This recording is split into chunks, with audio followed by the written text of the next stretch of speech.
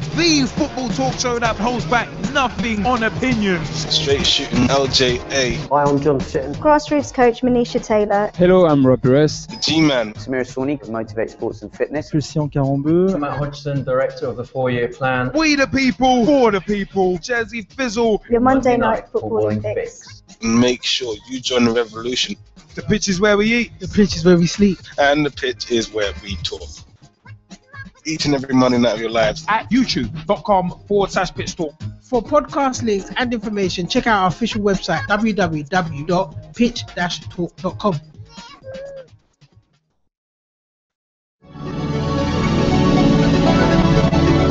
Hello, I'm Rob Perez. Grassroots coach Manisha Taylor. Christian Carambeu. Matt Hodgson, Director of the 4-Year Plan. Dave McLaughlin. I'm Rob Lusher. Andy Copeland from the Glennet Southern Amateur League. Philip Wick, I'm CEO of 14. Former Chairman of Ibis FC. Chairman of Alexandra Park FC. And you're listening And you're listening to Pitch Talk, the only place to get your Monday night footballing fix. Because the pitch is where we eat. The pitch is where we sleep. And the pitch is where we talk. Make sure you join the revolution, the football revolution.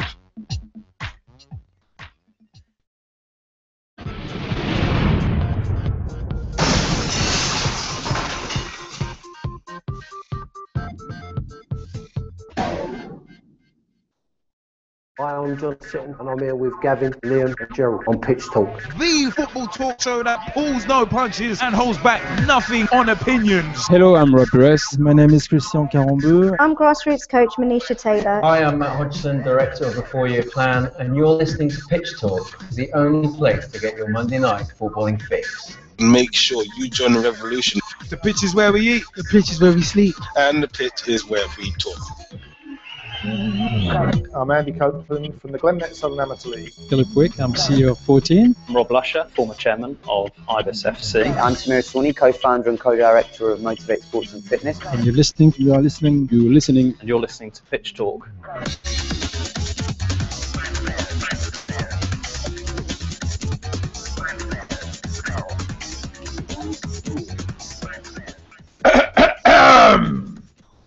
Excuse me.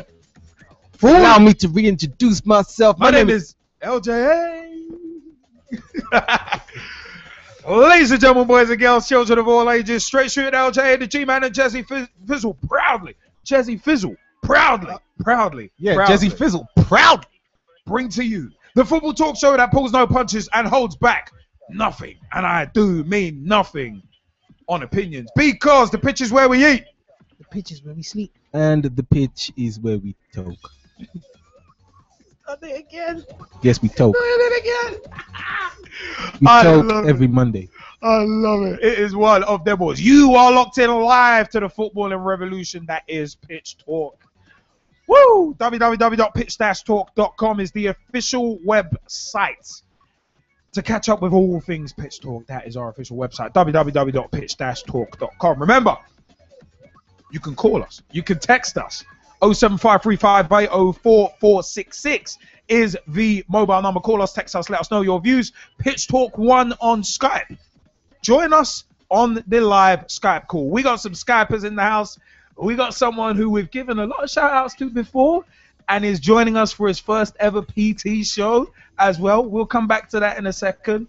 But we also would like to implore you to join the footballing revolution by joining us on facebook.com/pitch talk. Become a fan, become a friend, become a member of the group. Join the footballing revolution we are working so hard to create. myspace.com/pitch talk, pitchtalk.blogspot.com or .co.uk. Whichever one you type in, it will get you to the same destination. Ain't no drawback to that one. It's one of them. The fact of the matter is that is where you can see all of our blogs, including blogs by yours truly, Straight Shooting LJA, the G-Man, Jazzy Fizzle, among others, such as Big T, a.k.a. Thomas Hewitt. Throw them T's up. Dave Meir, a.k.a. at Mearsey on Twitter, and many, many more. Also, twitter.com/pitch talk or at pitch talk on Twitter. Big time shouts to the Twitterati. Or in the words of DJ Lay's Breaks, tweet at Nam. I've been Good listening to it set kind of morning, religiously Twitter. recently, so it's been one of them ones. It's been one of them ones. Image is everything. In that respect. Oh, That's a reference to one of Vasco's. oh, okay. I thought we were gonna get like a new PR team to change our image. A what? I thought we were gonna get a new PR team to change our image. We don't have to change our image, do we? Do we have to change our image? Although there is one person in the Skype chat who we're going to come to soon who looks like he has gotten a PR team to change his image. So it's tremendous. It's a nice. We work like this. We kind of linking each other to stuff. We link. It's good. It's good. We work like that. We bounce off each other. And the Tiggo's bouncing off. No. You really can't help yourself. You really can't help yourself. Oh, I couldn't help that one. I really couldn't help that. I thought of bouncing and then bounce, baby, bounce. Yeah, oh yeah. But it's one of them. Before I dig myself more of a grave with a fork and spoon, G-Man Jazzy, how's your week and weekend been? And the dramatic pause comes in again. Yeah, no. Ever since Russ tried to take that gimmick from you, you've now taken it back. Oh yeah. No, I mean, no, the G-Man's just busy with the socials. So everybody on Facebook and Twitter, holla at your boys. What I'm saying. Send us your questions, send us your tweets. Don't forget to send us your stuff of the week as well for later on in the show. The G-Man will be responding to you live and directly while we're on air. But no, in terms of the week and weekend has been absolutely blessed. You know what? Thank you to the big man upstairs and everybody up there watching over me. And you know what as well? In terms of the World Cup, which is probably like one of the biggest sporting events in my life right now, even though Wimbledon has started today and Andy Murray won today in straight sets.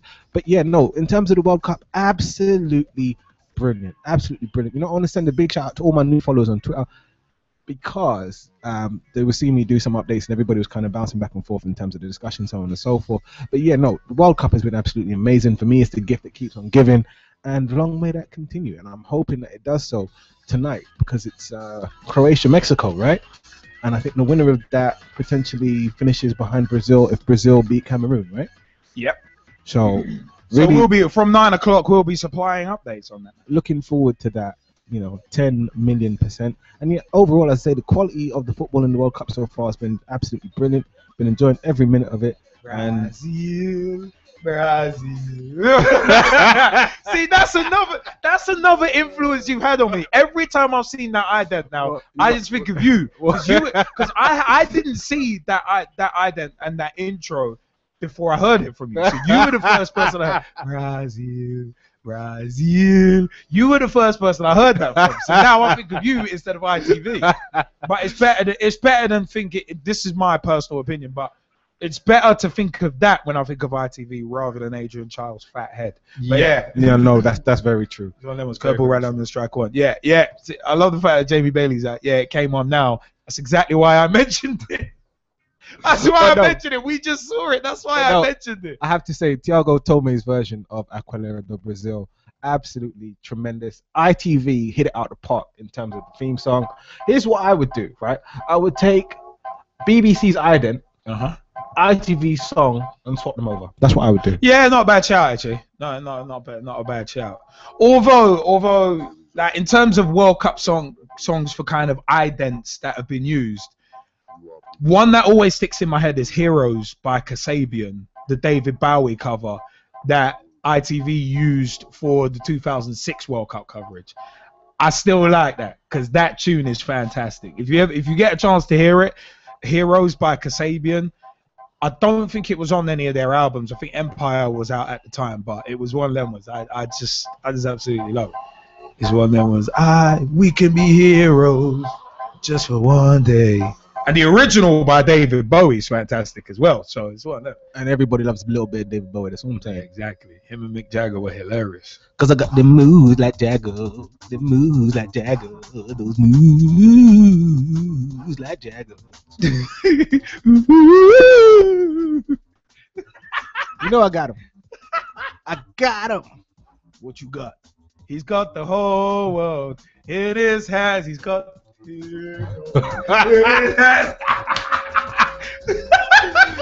I can't help it. I can't help it. That's what I'm saying. I can't help it. I really can't. But you know what, G-Man, you've been awfully quiet. Like, I know you're busy on the socials. I know you're taking over Vine right Mike now. Harneman, you know, Mike Harneman's hilarious in Skype saying you're going back to my my school days with that tune. I swear Mike's only like a year or two younger than me. And he's talking about school days with Heroes in 2006? Because he can't be talking about David Bowie. That was like 85 or something like that. Maybe slightly later. I don't know. Anyway. Oh, the whole world. Oh, okay, the whole world in his hands. Okay, cool. It's like yeah. Anyway, G-Man, how's your week and weekend? Okay. I just had a good time. No jokes. No, the weekend was fantastic, to be honest. You know, great one with I've got to say, big shout out to all the lads that went down to Brighton at the weekend. We had a smashing time. Missed a lot of the football this weekend, which is unfortunate. He's missed it because he was getting smashed. Well, yeah. You know how it goes. And you know he's that imaginary player, like, so he's big down there in Brighton. That's all I'm saying. McDonald's. No, that's for you. What, the McDonald's music, yeah? This is McDonald's music. He's loving it. Oh, no, let me. Oh. No. This is Big Mac Triple music. cheese. Oh. Lettuce, tomato. Russ Vernon has actually asked if the G-Man saw his ex in Brighton. My ex? What ex? What are you talking No, about?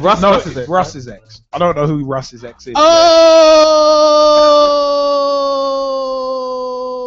How did you know? How did you know? Like, no, I'm joking, Russ. No, I didn't see your ex down in Brighton. Why am I going to be looking out for your ex? And especially she's a little bit too young for me anyway. But Brighton was, you know, just one of them. It was hot, the hottest day of the weekend, as they said on Saturday. The longest day as well. It was beautiful. You know, I gotta say, it's a great day down there. Sunday was even better. You know, just chilling, playing some football. You know, that's alright. This is what the weekend's been around. It's the football season. Everyone's enjoying it, and the weather is glorious as well. The weather's glorious. Everybody's loving the weather. And, you know, if you're not loving the World Cup, you got Wimbledon to love as well. So, you know what? Right about now, it's like the ultimate summer of love. Yeah. Oh, you said, when you said ultimate, I thought of something else. I got What, Ultimate Warrior? No, I got for real. I got to agree with Jamie. Are you two practicing your singing in the mirror, son? No. I'm noticing that Jamie got a little tune to his voice these days. That he's done a tune-up. He's got auto-tune on his mic. That's it. And on that note, I'm stopping singing straight away when you mentioned it. Auto-tune. Yeah, I love what's popping off in the Skype chat. Did you hit someone? Did you hit that? It's been quite random in the Skype chat already. Talking about if you saw Russ's ex. Oh, did it beat it? Did I hit it? Did I strike it? Did I one slap? Russ, I'm not like that. It's one of them. We ain't condoning them kind of actions. Even though I told her, my baby, we ain't doing that. Oh my God, but it's one of them ones, man. It's been a manic weekend. Big shout out to a friend of mine, Mo Hosseini. What's up, bro? I hope he's tuned in, actually. He's a very proud Iranian at the moment. So is actually another friend of mine, Fuad Ali, as well. One of them was, what is up? What is up? But there we go. But it's one of them ones, man. Where like it's from watching France absolutely tear apart Switzerland on Friday to watching Nigeria Bosnia on Saturday. It was mad. It's been quite mad, man. It has been quite an eventful last few days. So all good. We've got in the house this week. You know what? We're gonna start off with the brand new Skyper that's in the house today. You've heard him. We've mentioned him before. But it's one of them ones. And us three here are a fan of his sets. And of course, it's one of them ones. This man has been responsible for me spending quite a bit of money on Tracksource.com over the past year or two. You know the download button. Along with. No, there's some tunes that you can't find on certain sources, so you go to buy it on Tracksource. Go to the G-Man.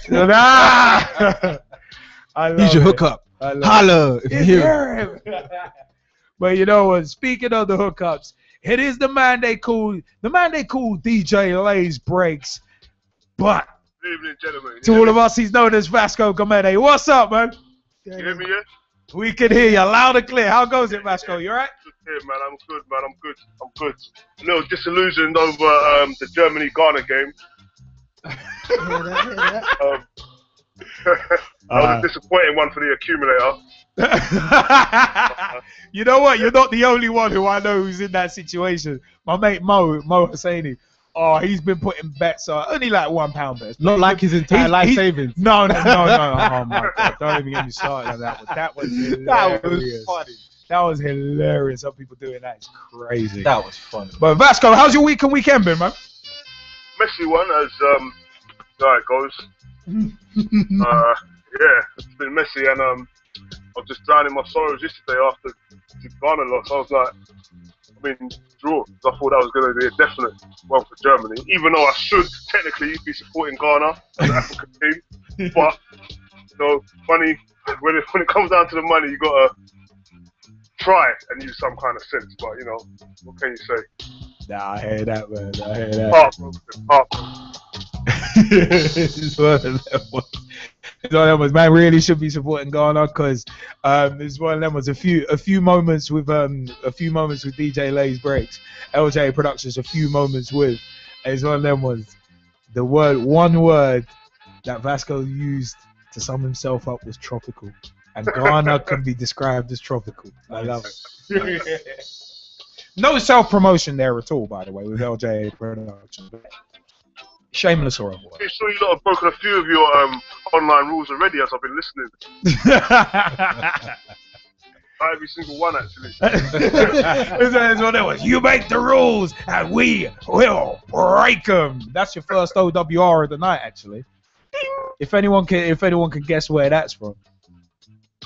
Well, I know where that's from. So Oh yeah, cool. Oh yeah, of course. It's one of them was. Oh, we're degeneration. We're Degeneration X. Screw it. You make the rules and we will break them. I love that. That line from Shawn Michaels with China, Rick Rude, and Triple H in the room. I love that from '97. I love it. But you know what? It's quite funny that this tune kind of comes on because I know Vasco will recognize this. Yeah. But it's all good. There's nothing wrong with grooving, by the way. There's nothing. It's Mr. T reference I'm reading. That towards me. Let me someone say Vasco sounds like Mr. T. Mike's hard. Oh my word. We pity the fool. Oh, I pity the fool who doesn't join the Pitch Talk revolution. But you know what? Let's shift on because we've also got. Speaking of Mike Harneman, we also have Mike Harneman in the house. Mike, how goes it? Yeah, pretty good, really, guys. Had a good week, and there's been quite a lot of good things happening as well. I've got a job interview Friday for Audi, and I've got a second radio station which I'm on now, which is actually online and FM as well, and a third one in the pipeline as well. Nice. Yeah, nice. And good luck with the job with Audi. I'm just saying, like, when you get it, don't forget, hook us up some cars, yeah. Some free merchandise. Merchandise. Nah, all good, man. All good. Onwards and upwards. Continuing with kind of the link between Mike, radio, and Audi. Yeah, Mike and radio. Continuing that link. We've also got Jamie Bailey in house. Jamie, how goes it? Oh my God, what are they wearing? Sorry, I just see some dudes like Mexican gladiators, but they had pretty much nothing on. They were just like they instead of having the shorts and the skirts, all they had was the thing covering the front and the helmets. It was hilarious. I'm so glad that Adrian Charles is on mute. I think that's the only way to watch him. Yeah, that's good to say. Yeah, you don't want to watch him at all. But sorry, Jamie, how goes it? Just checking the time. I'm alright. Checking what? Just checking the time. Weren't too sure if I was actually going to get to answer the question the first time, to be honest with you. We always let everyone answer the question. But anyway, answer the question, dude. Go on. Anyway, back to the story. I'm alright. Second time. I'm alright. Okay, how's your week and weekend been? It has been, again, it's been quite fun. It's been quite funny just to watch how England did. And I said to somebody, when you're talking about, somebody said that they said a friend of theirs actually put a complete bet on a £200 bet on England to have, or Spain to have one of the two. Spain to win the World Cup. Yes, that's it. Spain to win the World Cup and to have the top goal scorer. Unbelievably, none of those have happened. Quality. £200 bet. I bet they are feeling really bad about it. But I was on Storm FM on Friday and Saturday night. Somebody decided to delete one of the shows that I did, and the other two shows are pretty much made up with all the music from what I brought up, and got quite a few plays on both of them. Yeah, I'm quite happy with both. And, Sunday was just a very hot day.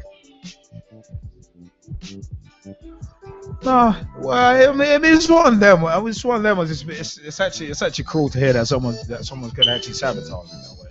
Yeah, no, that's no bueno.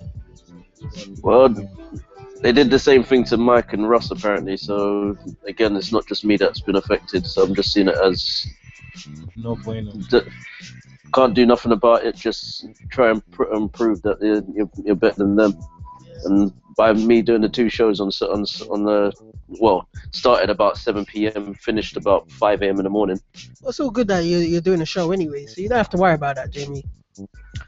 I'm trying my best to. If somebody's gonna delete it again, then I just go. I start again. I start all over again. I'm not gonna look at it as, oh, I can do something about it. I'm just gonna start all over again and prove that my shows won't stop. It's one of two things. It's just one of two things. Either someone's editing the show order, or someone's like accidentally done it. That's all that's happened. No, definitely delete. There's a delete button on the Spreaker thing, so I'm pretty sure they've deleted it with the knowledge of how to get onto the page as well. So yeah, not happy about it, but done two shows which pretty much blew the first one away. So I'll be back again, and the whole name change won't be mentioned until next week, and it has changed again, considering everybody already knows the first one. Oh, well, so it's Jamie Two Ladies Bailey now, not Jamie Two Men Bailey. As per your Skype there was code. never two men in the first place. I actually had a go at somebody for bringing it up too much. I'm pretty sure that has kind of gone now. So maybe there must be something else that you lot can come up with. By the way, I thought that I actually looked like Joel Campbell. I don't know if you it's still Ramirez. Nah, it's still Ramirez. No, I think I actually look like Joel Campbell. So now I've got an Arsenal player on my side. That's actually quite cool. Wait, it's one of them was you can think all you want, but the general consensus is still Ramirez. I don't know. I'll ask you guys. Do I look like Joel Campbell? No, you look like Ramirez. No, I gotta say, you've got his lower third, like in the face. His lower third, you know. Wait, what is it? What is man a title sequence? Is man a title sequence? You've got his lower third. Sorry, for the video editors out there, it's like there's a little joke for the video editors out there. A lower third is man the title sequence. But you know, we got to shift on because we've also got Chris Bullock of Kick for Life in the house. Bully beef, Chris, how goes it, man? Yeah, good, thanks. How are you? Yeah, not bad over here. How's everything at Kick for Life? Yeah, busy preparing for next season at the moment, so it's all a bit hectic trying to get some more players in and get the ground ready. We've got some other exciting projects going on, but it's all very exciting. Nah, all good, man. All good. That's great. It's great to hear that everything's going. Oh, the Skype chat is hilarious. Nah, that's good stuff. Who haven't we come to yet in terms of asking how everyone is? Russ Vernon? No. Yeah. Ciao. Go on. Ask. Russ Vernon. Oi, G-Man, how's it going, lad? Not too bad. How's it going? Yeah, not half bad myself. Here, I've got some good news to tell all the people out there this evening. Jamie Bailey knows already, and so does Mike Orneman. and does Tom. Earlier on today, I had an interview at college for ICT level 2 course, because I don't know if I've told you guys, but last year I passed my level 1 course and I applied for the level 2 in IT as well. Congratulations. Today I had an interview for IT level 2, and I'm proudly glad to announce this evening I have been accepted onto the IT level 2 course, and I'll be starting that in September at Archive Roman College of Arts and Technology in the town centre campus, which is not that far away from where I live. And also, I'm going to just like to bring you the team news for England for tomorrow against Costa Rica, because that has been announced by Roy Hodgson this evening in his press conference. In goal, we've got Ben Foster. The back four from right to left are Phil Jones, Gary Cahill, Chris Smalling and Luke Shaw.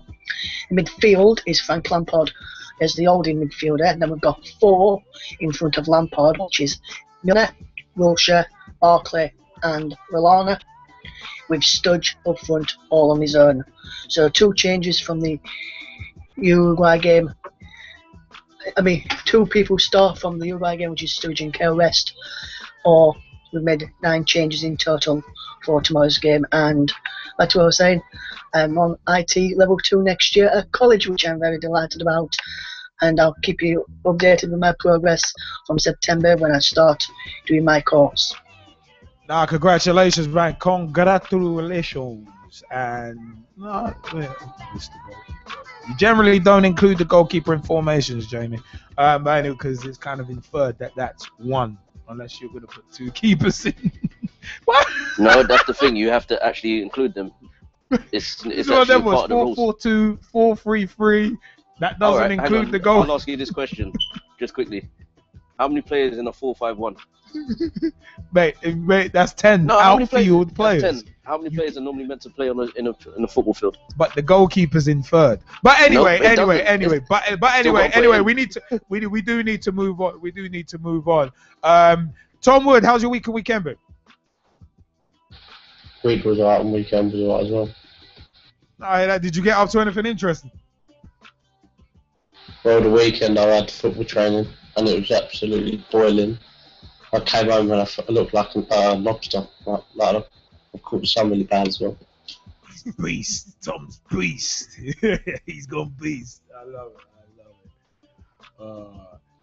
You know what? Yeah, it is time for us to switch. But just a quick shout out to LJ Productions, the new blood in digital video. LJProductions.co.uk, our official video production partner and provider, and also a big time shout out to In Situ Create, Engage, Inspire. InSitu.co is our official facilities provider, and apparently Rich.com, simple yet effective web solutions to get your company off the ground, is our official web production partner and provider. And also a big shout out to Simply Exclusive Entertainment. If you need a party or rave, at official_SXE on Twitter. I'm giving them a shout out. Also, a big shout out to the Section 357 show as well. Sunday, Super Navajo, Floyd, and Big Shot Run. Big time shout outs at Section 357 on Twitter.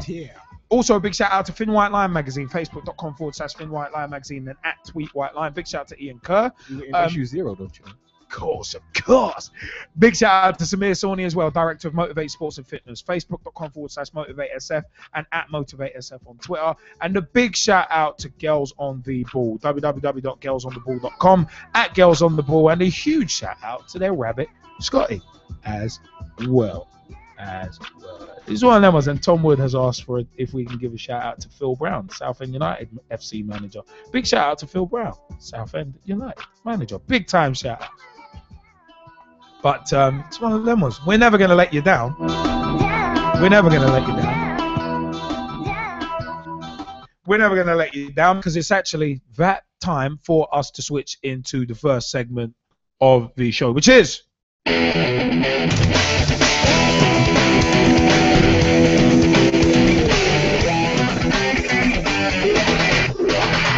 results and analysis.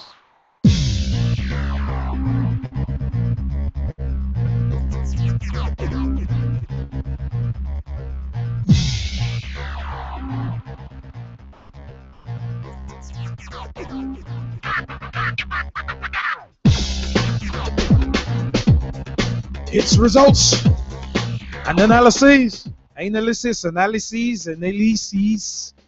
Something. Anyway. Brazil. Yeah, Brazil are just about to kick off against Cameroon, and the other match, Mexico. Croatia beat Mexico as well. A lot on the line. In We that will game, be keeping you updated on both matches. So, stay locked. Speaking of matches, actually, it's one of them ones. We are going to start. We're going to make you feel the bang by starting Monday, 16th of June, 2014. It was just after we went off air. Ghana 1, USA 2. Clint Dempsey opened the scoring on the first minute, actually, with a fantastic twinkle toes goal. But Andre Ayew equalized on 82 minutes. But Anthony Brooks scored on 86 minutes to steal the match for the USA after they'd been under the cosh since they scored the first goal. Ghana, cow's backside banjo, fill in your own adjectives. Fair? Absolutely. I mean, you have to say, for the USA, was it a smash and grab? Absolutely. I mean, if you just look at Anthony Brooks' celebration after the goal, I think that kind of tells you everything you need to know. For me, for all the pressure, right, Ghana should have had more from this game. But it's like we say, possession without penetration is nothing. So, for me, did USA deserve to go through? Absolutely. And there's a lot of things for Ghana to work on going forward. Speaking of working, and there's the relation between Ghana, Cameroon, African side, so this is the automatic link. Why did we just see an Asian fella? He was taking a picture and he was crying. This is before the national anthems even started of either team. The dude was crying, wiping tears from his face whilst taking a picture. It's like he must be overwhelmed by the moment. Yeah, very much so. There's absolutely nothing wrong with that. But then the other thing to point out, and this is one of the things that a lot of people don't know about Brazil. Brazil is very, very multicultural. There's actually a very, very big Japanese contingent in Brazil, and Brazilians of Japanese descent. For those of you who watch the UFC, I will point out Mario Yamasaki, one of the referees, and of course Lyoto the Dragon Machida, in terms of people of Asian descent who are Brazilian. So UFC copying wrestling once again with the Japanese influence. Come on, you had to know I was going to go that way. Theory. It's early, people, and it's already started. What, Great Muta, Tajiri, Kenta Kobashi, Taka Michinoku. That was a Jerry Lawler one. Already. The OWRs, obligatory wrestling reference. I love it. But yeah, no, overall, as I say, I think the USA deserved the 3 points from the game, and it just goes to show that for all of Ghana's dominance, especially after they got the equalizer, you have to see it through. You absolutely have to see it through, and if you don't, you get punished for it. And we will come on to another example of that for Ghana later on in results and analysis. But let's move and group to Tuesday, the 17th of June, starting off with Belgium 2, Algeria 1. Faguli opening the scoring after 25 minutes from the penalty spot with Marouane Fellaini. Yes, that Marouane Fellaini. Mr. Hair Bear Bunch. Getting the equaliser for Belgium after 17 minutes. And Dries Martins getting the winner after 80 minutes. Sorry, I'm just seeing Paulinho, a.k.a. the Black Gareth Barry. He looks like a darker version of Gareth Barry to me. That's what Paulinho looks like. But I have to say this, Algeria were very, very good for their lead, especially after the penalty. It's a nailed-on penalty. There's no two ways about that. Belgium were absolutely poor. If I remember, it was Thomas Van Marlen that actually conceded the penalty. No, it was Jan Vertonghen, sorry. He was so poor for the penalty. And, you have to wonder where the goals were coming from for Belgium. It's one of the things that I've actually gone on to elaborate on when talking about Belgium. Yes, there's no Christian Benteke, but you have Romelu Lukaku leading the line for Belgium. And for me, he just doesn't seem to fit the system. The team do not play towards his strength. That's why you're not seeing, him playing to the best of his ability in that national team, where you also have the likes of a Martins. You also have Hazard, De Bruyne, Witsel, well, just to name a few of the star players in that Belgian team. Whereas, for me, Lukaku's underperforming. And then we had, 3 big changes, okay? Mertens comes on, Fellaini comes on, Origi comes on, and the game absolutely changes. And this is what, this is one of the things that I was saying, that for me personally, Origi needs to start for Belgium because he just brings together the way that the team plays a lot more than Lukaku. Lukaku can come off the bench and affect the game that way. And, Fellaini, when he came on, he looked like 2 different players. He, for a portion of the game, he looked like the Fellaini that joined Manchester United and played for Manchester United. And then when he scored, That's not a good thing. And then when he scored, he looked like the Fellaini that used to play for Everton. He did. It really is as simple as that. And Dries Mertens, for all of you who don't know, absolutely been tearing up Serie A last season. And it was a fantastic finish for the winner. It really was. But, the important thing to point out about the substitutions in this game, when Mark Wilmots made the substitutions, everybody's thinking, but you've made the changes far too early. Like, what are you going to do now? Essentially, you're still 1-0 down. You've made all your substitutions. Where are the goals going to come from? Because you literally don't see it. And then, of course, if you want the definition of smash and grab, that's what it was for Belgium. Hey, but like I said before, you don't want to be peaking too early in the tournament. No, you don't. But at the same time, right? And also, I'd like to say, Arriba! No, I just see that from Jamie Bailey in the chat, and I thought of Tito Santana. No, fair enough. It's one Tito Santana, and also Savio Vega. Okay, fair enough. Manos Mahiba, hands up high. Manos Mahiba, touch the sky. I love that thing. Los Boricua. Who? I love that thing. But by the way, there's something about Miriam. Because Tom Wood was talking in the Sky chat about, there's some lovely looking Brazilian women. Yes, there and is. It's like I replied, some of those Brazilian women aren't really women. Oh, stop it. No. I know where you're going. I know where Miriam. Back in 2003. I know where you're going. I remember that. Who wants to ride on the banana boat with Miriam? Oh, you did not just say that. You know what? You didn't know. Miriam's got bigger balls than you. Sorry, I couldn't help that one. You need Jesus. Yeah, but speaking of that, shall we move on? Yes, please. Let's move on. Brazil 0, Mexico 0. We gotta take that one, or shall we move on to Russia 1, Korean Republic 1? No, I do want to mention in this game that the goalkeeper, Ochoa, was he was amazing. And the rumour mills got started instantly, linking him and saying that Arsenal and Liverpool were battling it out for him. Straight away. Absolutely. Literally straight after performance. That's all I saw. Rumour. Saw the same thing. That's why rumours are a dime a dozen. Saw the same thing. But the thing that is incredible for me is that he's actually a free agent. Yeah. How is he a free agent right now? No, but it's funny though. He did well, but he did well in one game. El Hadj Diouf and Salif Diao did well in one game. And we know what happened there. Fair enough. For those who know, I am a Liverpool supporter. That's why I bring those two up. But, for me, I honestly feel like if Thiago Silva puts it either side of Ochoa, Brazil 1-0 up, they're going to win the game for me. Yeah. As they're about to kick off, and they have kicked off against Cameroon. We'll keep you up to date with that game, as I'll be watching it live. But overall, for me personally, very, very disappointing from Brazil. It needs to be said. It was very, very disappointing. I actually expected a bit more from Brazil in this game.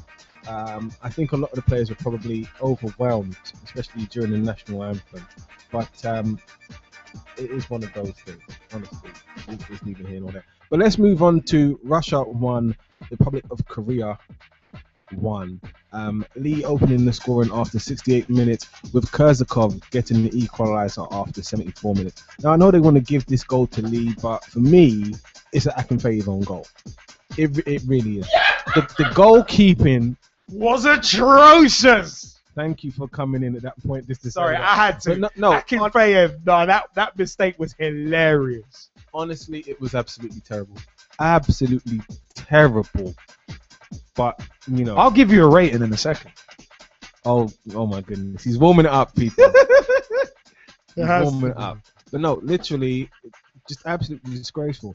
But then if you want to speak about disgraceful, let's talk about the defending on Kurzakov's goal. Yes, Kurzakov is Russia's top scorer, But at the same time, it's like, come on, where is the defending? You're leading 1-0. Okay, this is probably the best game in the group stages for you to get points, and that's what you do in terms of defending at that crucial point in the game. Yeah. Come on. Well, all you can say about Akinfeev and that mistake is -5 stars. yeah, you just have to, because it was awful. It was absolutely awful. Chris Bullock, take it easy, mate. Thanks for joining us. Thank you very much, Billy Beef.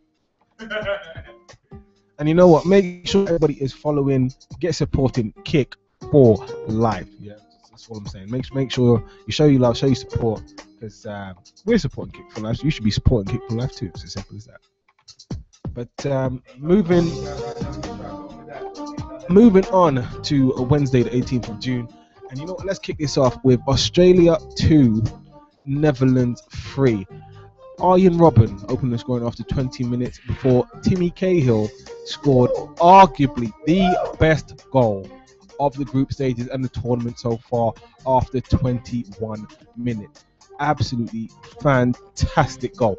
Jedinak actually gave Australia the lead from the penalty spot after 54 minutes before Batman, Batman, aka Robin van Persie, equalised on 58 minutes. And then, of course, Memphis Depay, who for me is going to be commanding absolutely ridiculous money. I'm talking about upwards of £20 million, okay, in this transfer window, got the winner for the Netherlands after 68 minutes. And as I say, you saw arguably for me one of the best goals of the whole tournament from Tim Cahill.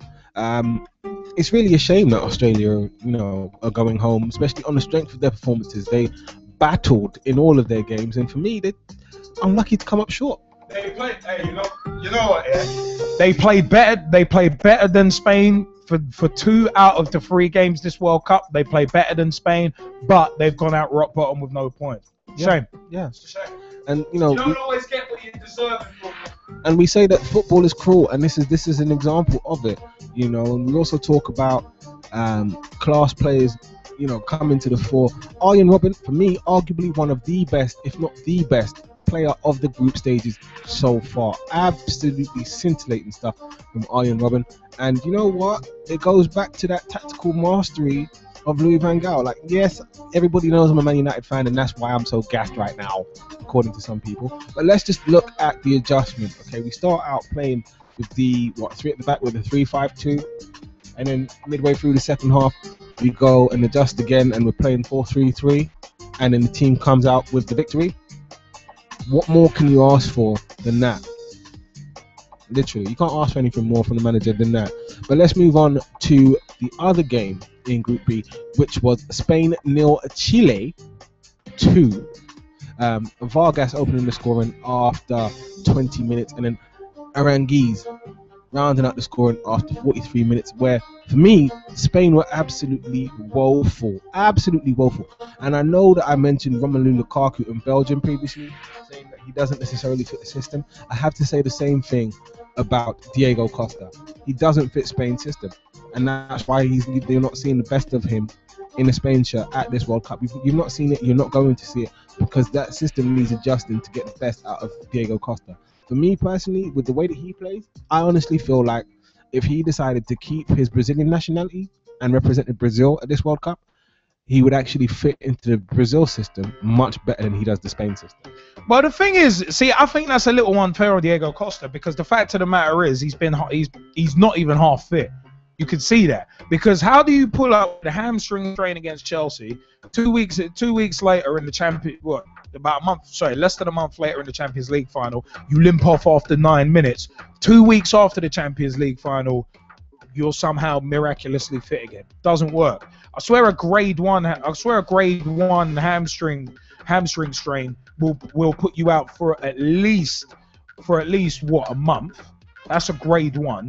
Because I picked up one of them last season, and I wasn't the same for what, a month and a half. I kept playing on it, but played in goal. It's a case of a grade 1 hamstring strain will put you out for a month, and a grade 2 will put you out for 2 to 3 months. So it's a case of with either injury, how the hell is Costa fit in 2 weeks? And how is he 100% fit in 2 weeks? You can see it. You can't limp off after 9 minutes and then 2 weeks later come back as if you're 100% fit, because you're not. So Costa didn't get started in this World Cup because he wasn't fit. Fair enough. He purely wasn't fit. When in the first game, Fernando Torres coming on for Diego Costa. If Costa's 100% fit, Torres ain't getting a sniff of any sort of opportunity up top. Because the £50 million J-Bro, I swear in the league alone, Costa scored like 3 times the amount of goals he has. So it's a case of Roberto Soldado would probably get on the pitch before Torres.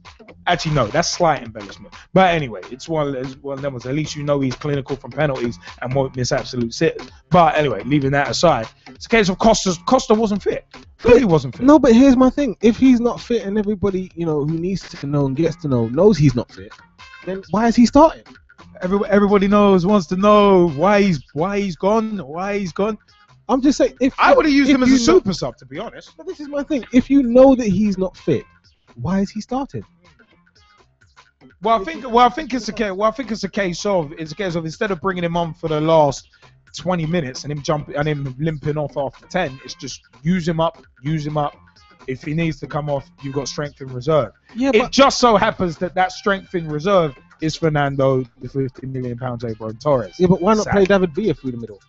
I mean, I know he's been playing wide for Atletico Madrid, but why not play David Villa through the middle? Yeah. Well, he actually had his swan song earlier today. No, he where did. Him and Torres actually started. So did Cazorla, so did Reina, but they started in a game that was utterly inconsequential. irrelevant. Yeah. So, but as I was saying, knowing you have Torres, knowing that you have Villa, as well as other options, why not do that? Why not even play with an extra midfielder? Play Fabregas as a false 9 if you really have to. Yeah. Why not do that? Like what they did in the Euros. Yeah, as opposed to, starting, as you say, an unfit Silva. What's the point? Like, literally, you were shooting yourself in the foot. Yeah. Literally. I mean, it's one. I've got to say something about the whole Costa situation, because I think he's been unfairly treated. I don't think by who? The home fans? I would say no. I think in terms of people saying that he hasn't played well, and what the whole of Spain hasn't played well as a team. No, I know, but defensively they've been very poor. They've been woeful. Really poor, and in terms of giving him options and giving him the ball, yeah, they haven't done that well. No. So to be honest, Spain until today haven't done anything well in the tournament. So to be honest, I think Spain underestimated a lot of teams, especially they underestimated their group, and the Holland match, as I said to Liam when we was up by Fordgate Market, I was watching it down there. Spain, in my eyes, went into a match against Holland where they thought they were just going to cruise. Yeah. They thought they were going to cruise. They went 1-0 up, and then after that, Holland came back at them, and they never had no plan B to get themselves back into the game after they went 2-1 down. True. And but going back to Costa, I just think Costa's whole situation is not that he played poor. I just think players around him weren't playing good enough. Well, also factor in the fact that he's not fit. Yeah, I mean that's always going to hurt. He's been pretty resilient this season. Come on, dude limped off in the Champions League final, which was only like 2-3 weeks ago. He limped off after 9 minutes, after limping off in the previous La Liga match. The dude was clearly not fit. There's no way you limp off in a Champions League final after 9 minutes. If you're fit. And it's unless you're Harry Kewell, the Gutless Wonder, but even then, if that was the same thing, I think hamstring as well. That's 3 weeks ago with some intensive training in the Brazilian heat. It's one of them was, if anything, it's going to make your injury worse. Not ready. But no, I'm speaking from experience. I had legitimately a grade 1 hamstring strain. Yeah, but you don't get treated by their doctors. No, but not last season. Not last season, but the season before. But I played on. Comparison. No, but it's but I'm saying from experience. No, but I'm saying but it's injury experience. This is what I'm saying. If you keep playing, no matter how much treatment there is, the human body can only take so much. It's a case. If you play on through an injury, you're only going to make it worse. No matter who you are. Man ain't Wolverine where you can just heal straight away. You're always going to end up making it worse. A minor tear will become a major tear, and a 3-month layoff will turn into a 6-month layoff. Well, no. So let's move and groove on to. I mean, Russ Vernon wanted to jump in quickly before we move on. Russ, Okay, do you still Russ. want to jump in?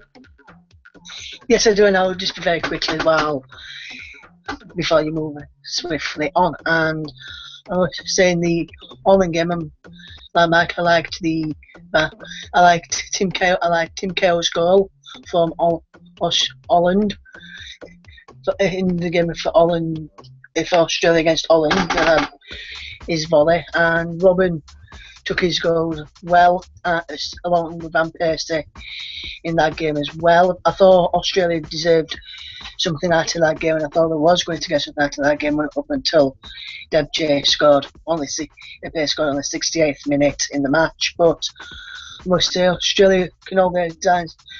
So they scored 2 goals against all no many teams can say they've scored against Holland in the World Cup finals, and they've done that this year of Australia. And even though they didn't do that good early today, which we're going to shortly, I must say they've done well in the tournament. So can be proud and all the heads up high. And I just want to give a shout out to, while I'm on, to G-Man's lover, Man's love interest, Tara. She's live and tuned in and watching the show on YouTube right now. So once again, the G-Man, give Tara the wave and say hello. And also Jesse and G-Man. Jesse, I thought you said you were going to swap places with the G-Man, so you're in full HD for Tara. You haven't done that yet. I've seen. Jesse, would you like a rebuttal and G-Man too? No. Say, man, I say nothing. Except for, hi Tara, how you doing? Who is that with the? I'm seeing someone with porn star moustaches in the Brazil team. Oh my goodness. What is going on? What is going on? All I got It's probably Luis Gustavo. All I got to say to that is -5 stars. to that. Definitely. It's one. Them ones. Do you want to move on? Do you want to move on though with the next results? Where we roll? Yeah, let's move on to Cameroon 0, Croatia 4, with Olic opening the scoring after 11 minutes, Perisic getting the second goal of the game after 48 minutes, and Mandzukic getting the brace on 61 and 73 minutes, respectively, to send Cameroon all the way home. Oh my God! And Cameroon almost scored. Yeah, I know. They want to start playing in a game that's really inconsequential for them, right? Anyway, never mind. But one of the other things in this game that was quite interesting, and I do believe that retrospectively, Alex Song has been given a 3-game suspension. Good, fully deserved, because that sending off deserves -5 stars. I don't know what he was trying to. Moron. I don't know what he was trying to do with What that. a moron. I know that you referenced the Dusty Rhodes bionic elbow. I do remember that. He tried to do the Dusty Rhodes bionic elbow. He's like, hey, I'm Alex Song, and I want to be like the American Dream, Dusty Rhodes. I want to do Dusty Rhodes for a minute. I mean, I know my name might be Alex Song, but I gotta do the Dusty Rhodes bionic elbow, baby. It's one of them was to all of my to dust to gold dust and stardust. I need to say that I need to be doing the bionic elbow on the football pitch. It may not be appropriate and it may not help my team, but I gotta be the dream, baby. One of them was August Alex Song guy trying to do the Dusty Rhodes bionic elbow. There's a time and a place for it, and on the football pitch isn't that place. He cost his team the game. Yeah, no, he cost his team the game. Yes, absolutely. It has to be said. People want to blame Gerrard, and we'll come back to that later. But it's one of them ones. If you're gonna play, you gotta blame Song on that, because he made an uphill battle a mountain. No, it was absolutely terrible. There's no other way to describe it. When it occurs, there's literally no rhyme, no reason to him doing it. Yeah. None whatsoever. Tell me what's the reason. So for me, just literally, if you want to talk about flops of the tournament so far as individual players, Alex Song is up there. I'm like, look, you know that your team needs you, your country needs you, and that's what you do. No, sorry, but it really isn't good enough. I know there's rumors of lots of teams in the Premier League reportedly. Wow, bloody hell! Mexico have just hit the woodwork. And that was so close. Wow. Talking about millimeters. Yeah, Mexico just hitting the bar there. That's actually wow. Very, But yeah, no. Going back to my point, if that's what Alex Song wants to go and do, For all of these rumours. And Neymar on 16 minutes has opened the scoring. Just in it. And Brazil are going crazy. Brazil are going crazy. 16 minutes gone, a nicely slotted finish from Neymar. Brazil's poster boy. Brilliant. It was actually a very, very nice build-up. Absolutely as well. brilliant. That was, man. Just seconds after was it Mexico hit the bar, Brazil go and take the lead. Cameroon's coach doesn't look happy. Look at Neymar. Oh yeah, there we go.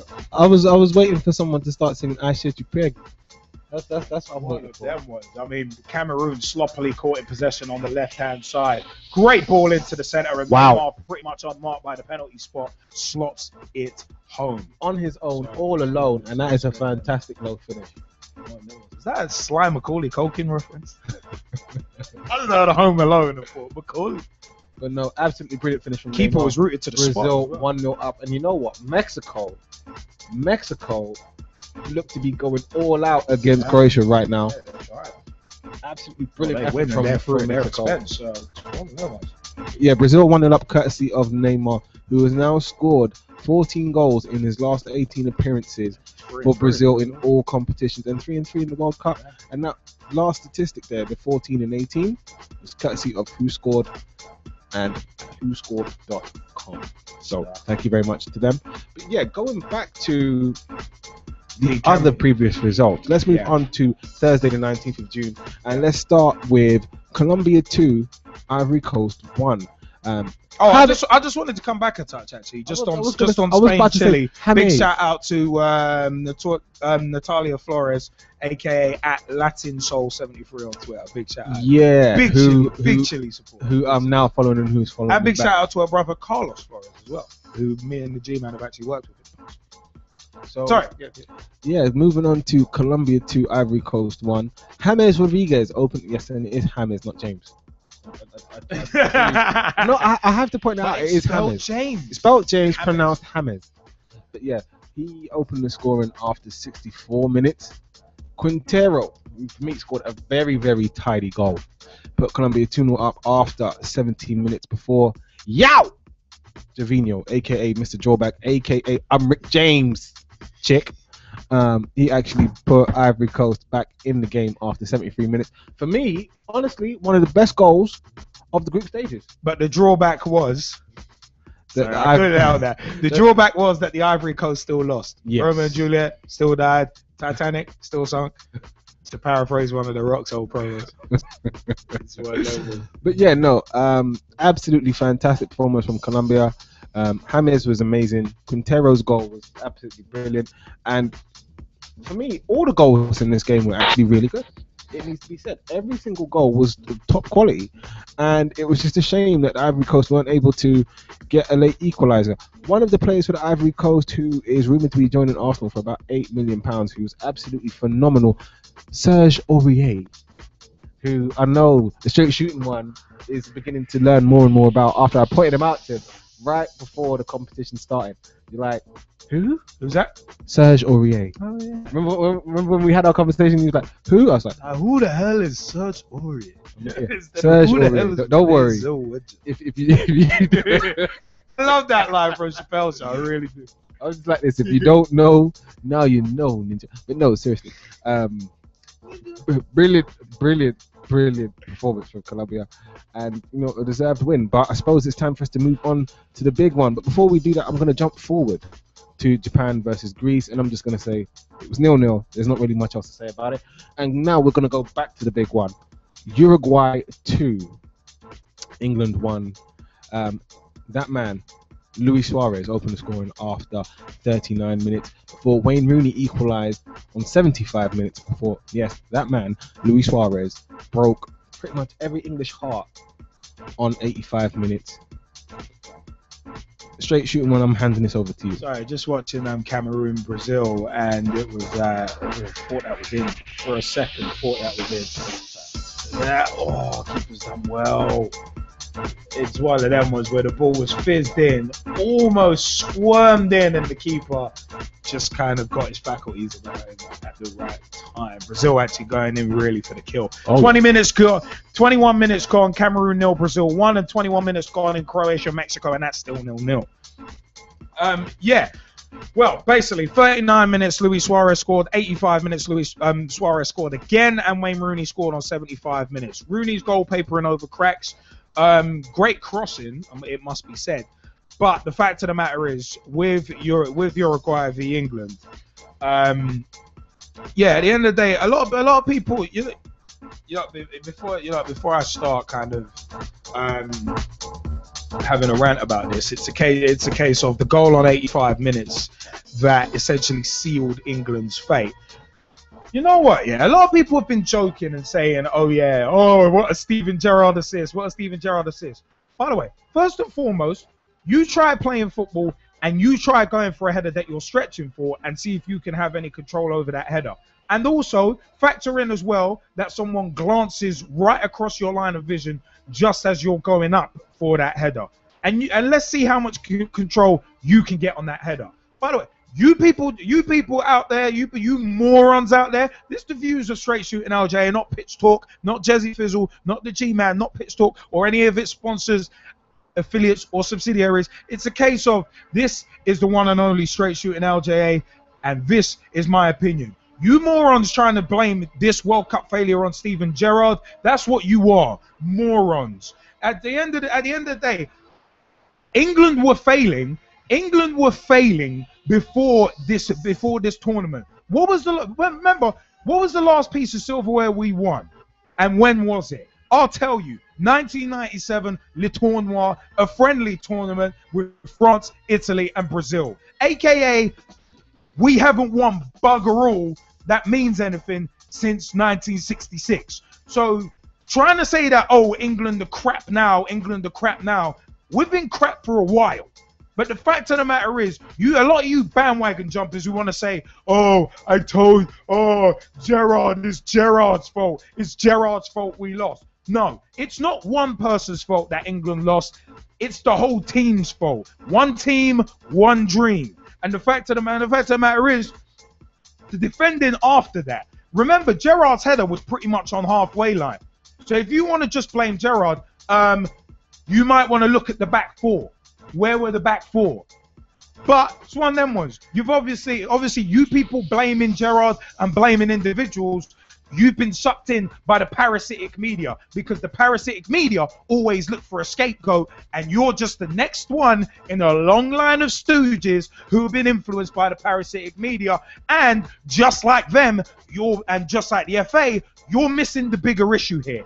The issue here is not about blaming individuals. Systemic failures are why England fail at major tournaments. If you don't believe me, just ask Samir Sawney. Look at his Pitch Talk meets and read his blog on Entourage, on entourage.com, that we retweeted about England going out. Why don't you have a read of that? At Sorno on Twitter, Samir Sawney will forward you a link, and also entourage.com. Now, also, the fact of the matter is, back to you morons, back to the story, back to you morons blaming Gerrard for England going out of the World Cup. It's one of them was. The fact of the matter is, there are systemic failures that trace right back to the powers that be. They always say praise travels up, blame travels down. It should be the other way round. But the footballing pyramid, as Samir Sawney said on our Pitch Talk meets, is upside down. Now, the fact of the matter is this: the Premier League has a cross to bear in England's failures. The FA have a cross to bear in England's failures. Roy Hodgson, for me, is doing the best with what he's got. And this team at this World Cup, it was clearly put together to get them guys the experience. At the end of the day, if you thought England were going to win the World Cup, you're clearly a moron. But the fact of the matter is, and as Cameroon have just made it 1-1 on 25 minutes. Cameroon have just made. Oh, that Mexican chica. But anyway, sorry. Hola, mamacita. But the fact of the matter is, whilst we've got these systems in place, the Premier League is chasing money. The FA are clearly chasing money. The FA have been sending counterintuitive messages for years. They had their 150th year. They basically had their 150th year circle jerk last year, and then had the nerve to release a £90 shirt just for it, and but he had the nerve to release a shirt that was only out for a year, and then a year later they release a shirt that's 90 quid, but then they have the nerve, along with Sport England, to cut grassroots funding. Yeah, if you want to develop English talent, don't cut money from grassroots, because grassroots is where most players cut their teeth, get their experience, and develop their skills. Now, again, the fact of the matter is this: the bigger issue is being missed. It is the system. St. George's Park is a start. It's not the end point, and even that start point is 10 years too late. But we have to make it. We have to make it count. Instead of blaming individuals and all this crap, one of them, you got to look at the system. You got to change the system and get more English players. Get more English players a chance in the Premier League. The Premier League have their cross to bear because the homegrown rule is a joke. You can buy some 12-year-old. You could buy a 12-year-old Brazilian kid, and before he's 21, he will easily have spent 3 years in this country before his 21st birthday. And the fact of the matter is, he'll qualify as homegrown. Number one, there's something wrong with that rule. I'll leave you to figure that one out. But the fact of the matter is, whilst these systems are in place, whilst the Premier League is about money, as long as, and there's an OWR right there, it's one of them, as long as everybody's got a price and someone's got to pay and you will be bought. It's one of them, I had to reference the $1 Million Man right there a couple of times. As long as that is the prevalent mindset in the Premier League, England are never going to succeed at anything, because all it's going to be is about, right, how's my bottom line looking, not how is talent developing. Now, another point. Fact of the matter is, as long as that's in place and clubs are chasing instant glory, then England ain't got a chance of doing anything. So instead of blaming individuals and saying, "Oh, I told you so about England," like I said last week, how about supporting the boys? How about getting behind the boys? How about the media and a lot of England supporters were moaning, "Oh, we need to drop the old guard. We need to phase the old guard out." But then when Roy Hodgson names a young squad, everyone's bitching and moaning, going, oh, but what about Ashley Cole? What about John Terry? What about this? What about that? Firstly, if you don't want to play for England, kiss the crack of my backside. Don't play for England. Simple as that. Whether it be friendlies, whether it be full internationals, if you don't want to put the Three Lions on your chest, don't play. Don't come back when the tournament's on. And for those of you who moaned about the old guard, saying, "Oh, they should have been included. They should have been included," it's one of them ones. If you were the same people saying, "Oh yeah, but we need to bring in the youth," you need to go get your head checked and decide which side of the fence you're actually going to sit on, rather than sitting on the fence and just throwing stones when you're living in a glass house. It just annoys me. It just annoys me. And also, as said, this blame game on Gerrard. People are calling for Steven Gerrard's head, but who's going to replace him? To those people, I'd like to say, who's going to replace him? You want to blame Gerrard for England's failures? I say, I blame you for being a fickle moron. I'm straight shooting LJ, and that's my opinion. G-Man, Jezzy, what did you think about the Uruguay-England game? Because for me, going to this game in particular, we only showed fight. We only showed fight after Rooney's goal. Apart from that, Joe Hart nearly got embarrassed twice. Why he's coming out to the edge of his 6-yard area with no man on the front post, I don't know. That confuses me. But the fact of the matter is, hey, I'm not blaming Hodgson. I'm not blaming Gerrard. I'm not blaming Joe Hart. I'm not blaming individuals, because England haven't won anything for a long time. The golden generation won bugger all. How can you have a golden generation that wins bugger all? The parasitic media, the FA, and the powers that be in football, you are the ones that need to rethink your mentality. Otherwise, we're going to stagnate for life. Another OWR there. Sorry, guys. How about it? Well, no, I had to say I agree with you. Up until Rooney's goal, did England really look like doing much? No. But, you know, it needs to be said that, for me personally, when you look at that centre-back pairing of Jagielka and Cahill, up against the world's best, for me personally, it doesn't work. It doesn't work.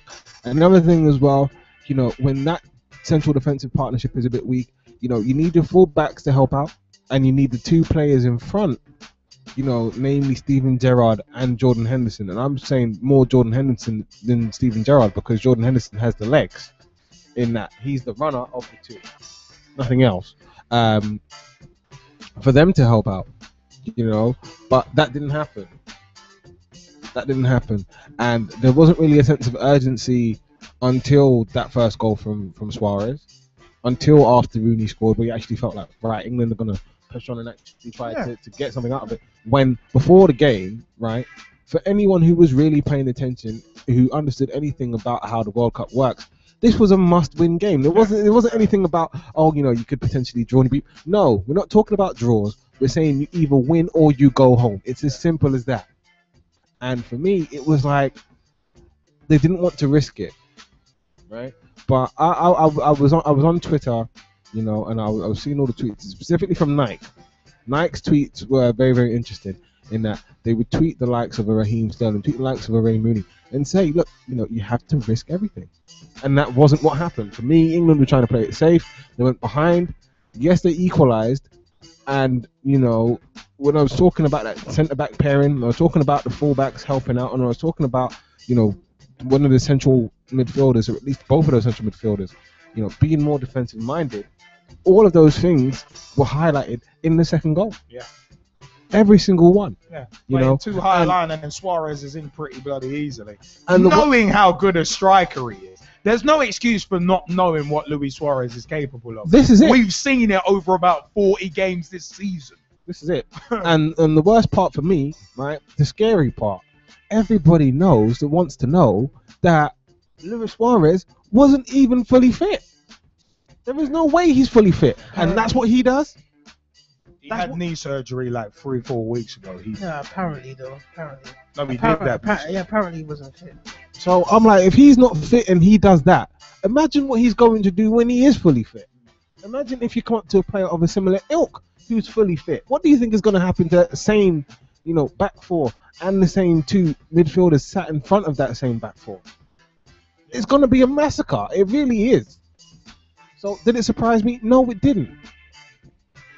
You know, it's unfortunate that I say this, but did I believe, you know, 10 million % that England were going to do it? No. Did I hope that England were going to do it? Yes. As Neymar scores again for Neymar just scored his second Brazil. goal, and what a run. Lovely run from the left-hand side. Came right through the middle. Boom. A low finish down to the left-hand side. Right-hand side of the goalkeeper. Left-hand side of the goal. Great finish from Neymar. 2-1. 2-1. 34 minutes gone. Croatia, Mexico is 0-0. And Brazil are leading Cameroon 2-1. They have the lead back. They're back, baby. But sorry. Go on, Jim. No, G-Man, you were saying? No, you know why? Do you know why? The reason why I was saying apparently, because if we go back to the conversation about Costa earlier on, and you're saying Costa wasn't fit and he didn't look fit enough, well, apparently Luis Suarez wasn't fit, but to be honest, when I was watching the game, he looked as fit as a fiddle. Yeah, and there was no signs of him having any issues with his knees or anything around that region. He was actually bossing the game in some point. So. To be honest, I'm saying for that game there, he wasn't injured, he wasn't unfit, he was as fit as a fiddle. They got him up to where they needed him to be for the game. He managed to score 2 goals, and he done his job. Unlike some of the English players. Now, I said before the tournament, England weren't gonna win a game in this group. Yeah, and I'm still standing by that. England ain't gonna win a game in this group because well, that squad is clearly going out there for the experience. We knew that squad wasn't going to win. Well, let me say my point. Let me say my points because you spent 5, 10, 15 minutes preaching. Preach! Yeah, and at the end of the day, experience factor was always there when you look at the squad players that were taken. When you look at like the fact that you got Shaw, you got Wilshere, you got so many players, you know, who ain't played on a sort of level. Right, Wilshere's played in Champions League, blah blah blah. He's played on the top level of domestic football, but when it comes to world football, you know, this is going to be like his first World Cup. Then you've got the likes of Shaws, you've got the Lanas, you've got freeing Jones, like first World Cups and stuff like this. Then you've got the likes of Jagielka and Cahill, who at the end of the day, Jagielka, what level does he play at? Well, he doesn't even play European. Doesn't even play European football. Doesn't even play Not European even football Europa. on a regular Right, basis. so one of them was at least Cahill. Yeah, So he plays in Champions. it definitely is an experience thing there. But in terms of just basic football basics, you gotta say that the goals they conceded against Italy, it wasn't like England were overrun. England played good football. There was just football basics there. We discussed this last week. Yeah. There was football basics, and the same thing with the Suarez goal. His first goal, the header. It was football basics. Yeah. He was. Everyone knows what sort of player he was because they play with him 38 games. You know, there's 38 games they watch him in. You get me? Plus, the cup matches. You know, you see Suarez week in, week out. Apart from the 9 matches that he's usually suspended, but you see Suarez, playing, and you know what type of player he is. And where was the defender around him? None. What sort of gap was he left with? I mean, there's This no is Luis Suarez. This yeah. is a guy that can score from 30 yards, 10 yards, 5 yards, 45 yards. Yeah. Well, there was no cohesion in the squad, but you're not gonna get suddenly 10 years worth of cohesion in like No. 3, See, 4 this is what I'm saying. I wouldn't say there was no cohesion because with the way England, that's the best I've seen England play in those 2 games. Those are the best 2 games I've seen England play in a long while since the friendly against Spain, when they absolutely roasted Spain. Yeah. But what I will say is, like, some of these players, they're not ready. Yeah. And touching on to the point, they're not seasoned, baby. Touching on to the point of what you touched on earlier on, in terms of now the FA have got to look at this, in terms of they're gonna give Roy Hodgson the time to get 2 more years in, which I think is good, and develop this squad. Which I think is very. It's I think excellent that's a point. smart Gary move. Lineker can go.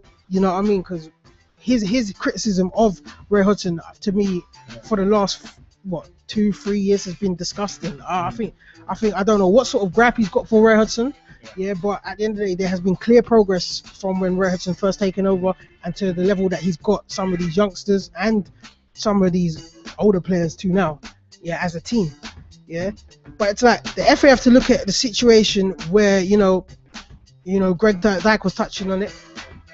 Foreigners in the country. Yeah. Now I'm gonna do. Even Brad Friedel said there's too many foreigners in the Premier League, and he's one of them. The fact of the matter is, you're looking at people are asking the questions. Why are some of these smaller clubs doing so much better?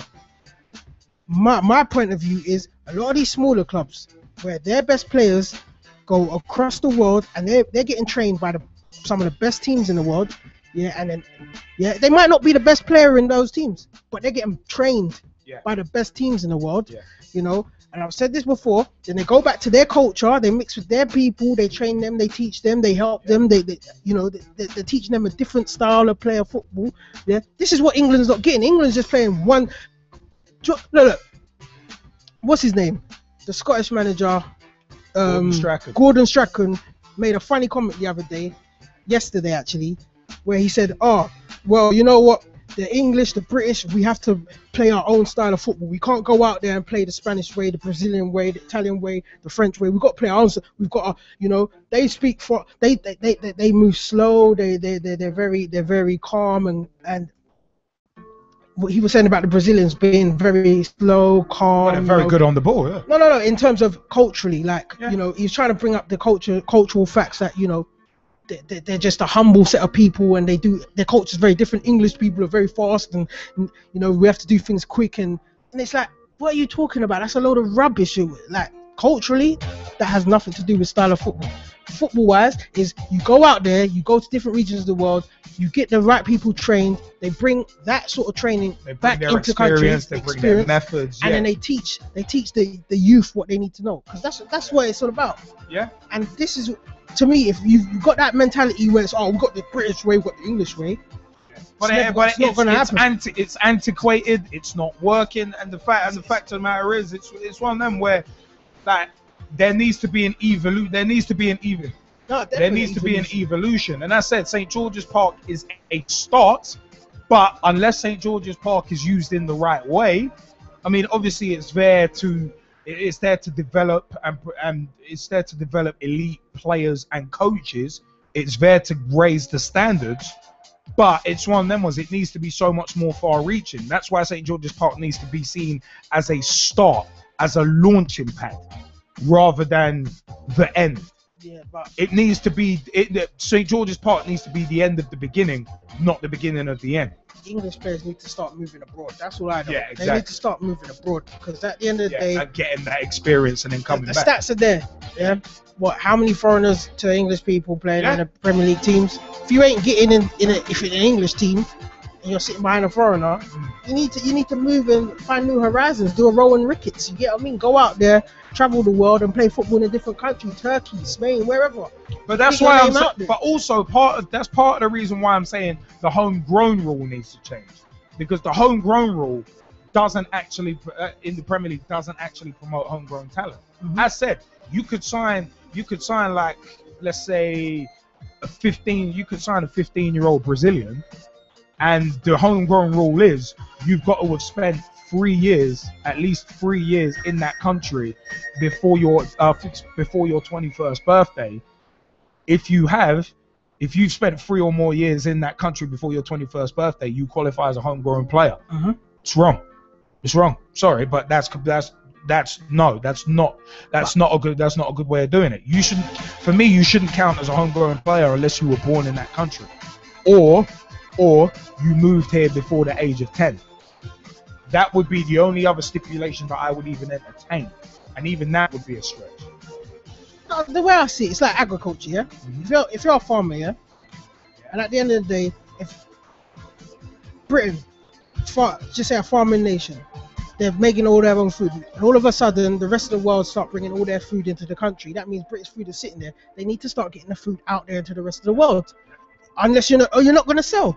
And that's what's happening to British football, because at the end of the day, you're making a name for every other country in this world. You're boosting the Silvers, you're boosting Yaya Toures, you're boosting, and there's nothing wrong with that. But at the end of the day, when it comes to big tournaments now, it's the English players that are getting caught out, because at the end of the day, like, for some reason, they're just not good enough.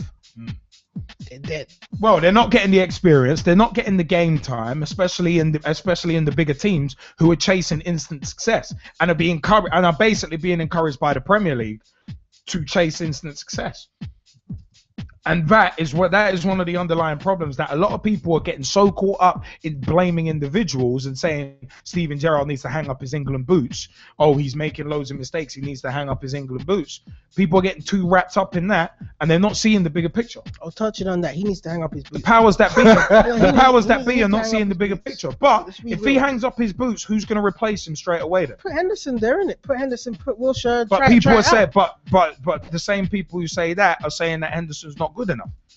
But at the end of the day, you've been criticizing Henderson for the last couple of seasons. Wait. Go back 3 shows and see what I said about Henderson for the England team. Yeah. Okay, then go back 3 shows. But for the last 2 years, you've been criticizing him. So make sure that you check it out on YouTube. No. For the last 2 years, all right, everyone, go and check out the last 2 years. Yeah, I was dissing Henderson. Yeah, you have to. Check out the last 3 weeks before, yeah, and check out what I said about Henderson then. There's no point in bringing in that past when I've already said Henderson has been a quality player this season. His stats have proved it, and him playing the prior season. You took a while to come around to that. Well, I said it before the World Cup, because Liverpool had 5 players in this squad. Yeah. 5 players. That's probably why we didn't get no points.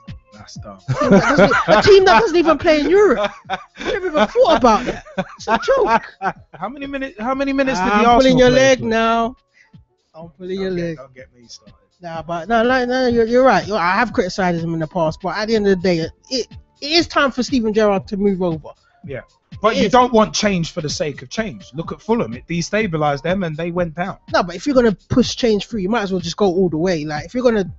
You took out Ashley Cole. Well, we've got 2 years now before the Euros. So there's no point of holding Steven Gerrard in there for the Euros. I do not believe that. If No. He bring him won't on as save in a coaching capacity, like a Gary Neville. Yeah, I'd love that. I'd love that. Let players study under the learning tree. Have him in the background, but I reckon it's now next tournament. Bam, just take out all the old wood, not dead wood, the old wood, and then bring in the youngsters. Yeah. But then I don't mind that, but my problem is the people who were moaning about, oh yeah, young players are not getting an opportunity. Then when they get an opportunity, people are like, no, it should have been the old guard. That's what annoys me. That's what annoys me. But hey, it's on there. Well, here's the thing. Like, me and the G-Man were having a discussion about this, especially with the fundamental changes, you know, in terms of the FA, what they can do to try and help. I don't think that wholesale changes are necessarily needed.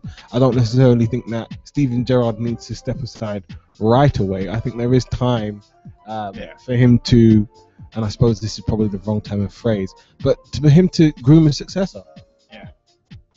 You know, because that's what's needed right about now. When you take Steven Gerrard out of that team, the question is, who else is there that does what he does? That's what I'm trying to get at. Because at the end of the day, if you're going to replace him, everyone's saying he needs to hang up his boots, but no one's offering a solution. Apart from you, G-Man, and you, Jersey Fizzle, as well. I ain't heard no one else offering solutions. I mean, all I've heard is, oh yeah, Gerrard needs to hang up his boots. But apart from you two, I ain't heard no one else offering solutions. And that, again, parasitic media have brainwashed people into blaming individuals but not offering solutions. It's all good criticizing, but like I've said, I've been trying to offer a solution. Tighten up the homegrown rule, and that will help. But a lot of people want to criticize, but don't want to offer solutions. Whether it be in football, whether it be in life, whether it be what we do, whether it be in the corporate world, a lot of people will happily criticize things, but they won't offer solutions. They won't offer a helping hand. They'll just criticize, and that is all they will do. And that annoys me. No, and it's frustrating because, as I say, when you look at this situation, you have to, for me, I think, and I know that a lot of people say that it shouldn't be modeled after another country, but I look at what Germany do, and I say that Germany have the right model. Yeah. In that when you look at the majority of the German team, most of them play in Germany. Yeah. Okay. The Spanish have had that as well. The other thing as well is that there are actually a lot of German players actively playing in the Bundesliga and in the top sides. So for me personally, I almost feel like, and me and the G-Man were discussing this on Twitter, it was a very long discussion, went back and forth, other people got involved and then dipped out the conversation. But literally, it was one of those things where we were saying, well, look, you know, do we have, what was it, the 7+4? Do we have a cap on how many non-EU players you have that they have in Spain? No, we don't. You know, do you have something like that? How is it that we're going to change things? You know, how are we going to make sure that the young players, that, you know, the ones that are talented that don't normally get through, how are we going to make sure that they actually have a proving ground to develop? Because this is where all of the next generation is going to come from. And if these players aren't playing regularly in England, or as the G-Man suggested, going abroad and getting some playing experience, then it's not going to happen. And I think the other thing as well that is a big problem for the young players, especially for Premier League sides that aren't necessarily getting experience, is all of the advertising surrounding the Premier League. In that the Premier League is constantly hailed as the best league in the world, right? And one of the points that me and the G-Man were discussing was, you know, he was saying that the Premier League is one of the best for suspense and not really knowing who's going to win. And I said, well, are you sure? Because if you look at the Brasileirão, there's almost a different winner every year. You know, to a lesser extent, the Bundesliga is probably a little bit more exciting than that. You know, you have what happened in La Liga this season. You have Ligue 1, where, you know, there's not Ligue what? Ligue 1. There's not Ligue where it's not necessarily, you know, predetermined and written in the stars as to who's going to win the league.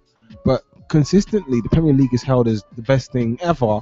Where, as I say, when you look at it by comparison, in Ligue 1, you have more French players playing in the top sides. I mean, arguably a lot of those players did come from Paris Saint-Germain, but, you know, in terms of representing the national team, but they're still playing. Yeah. You see what I mean?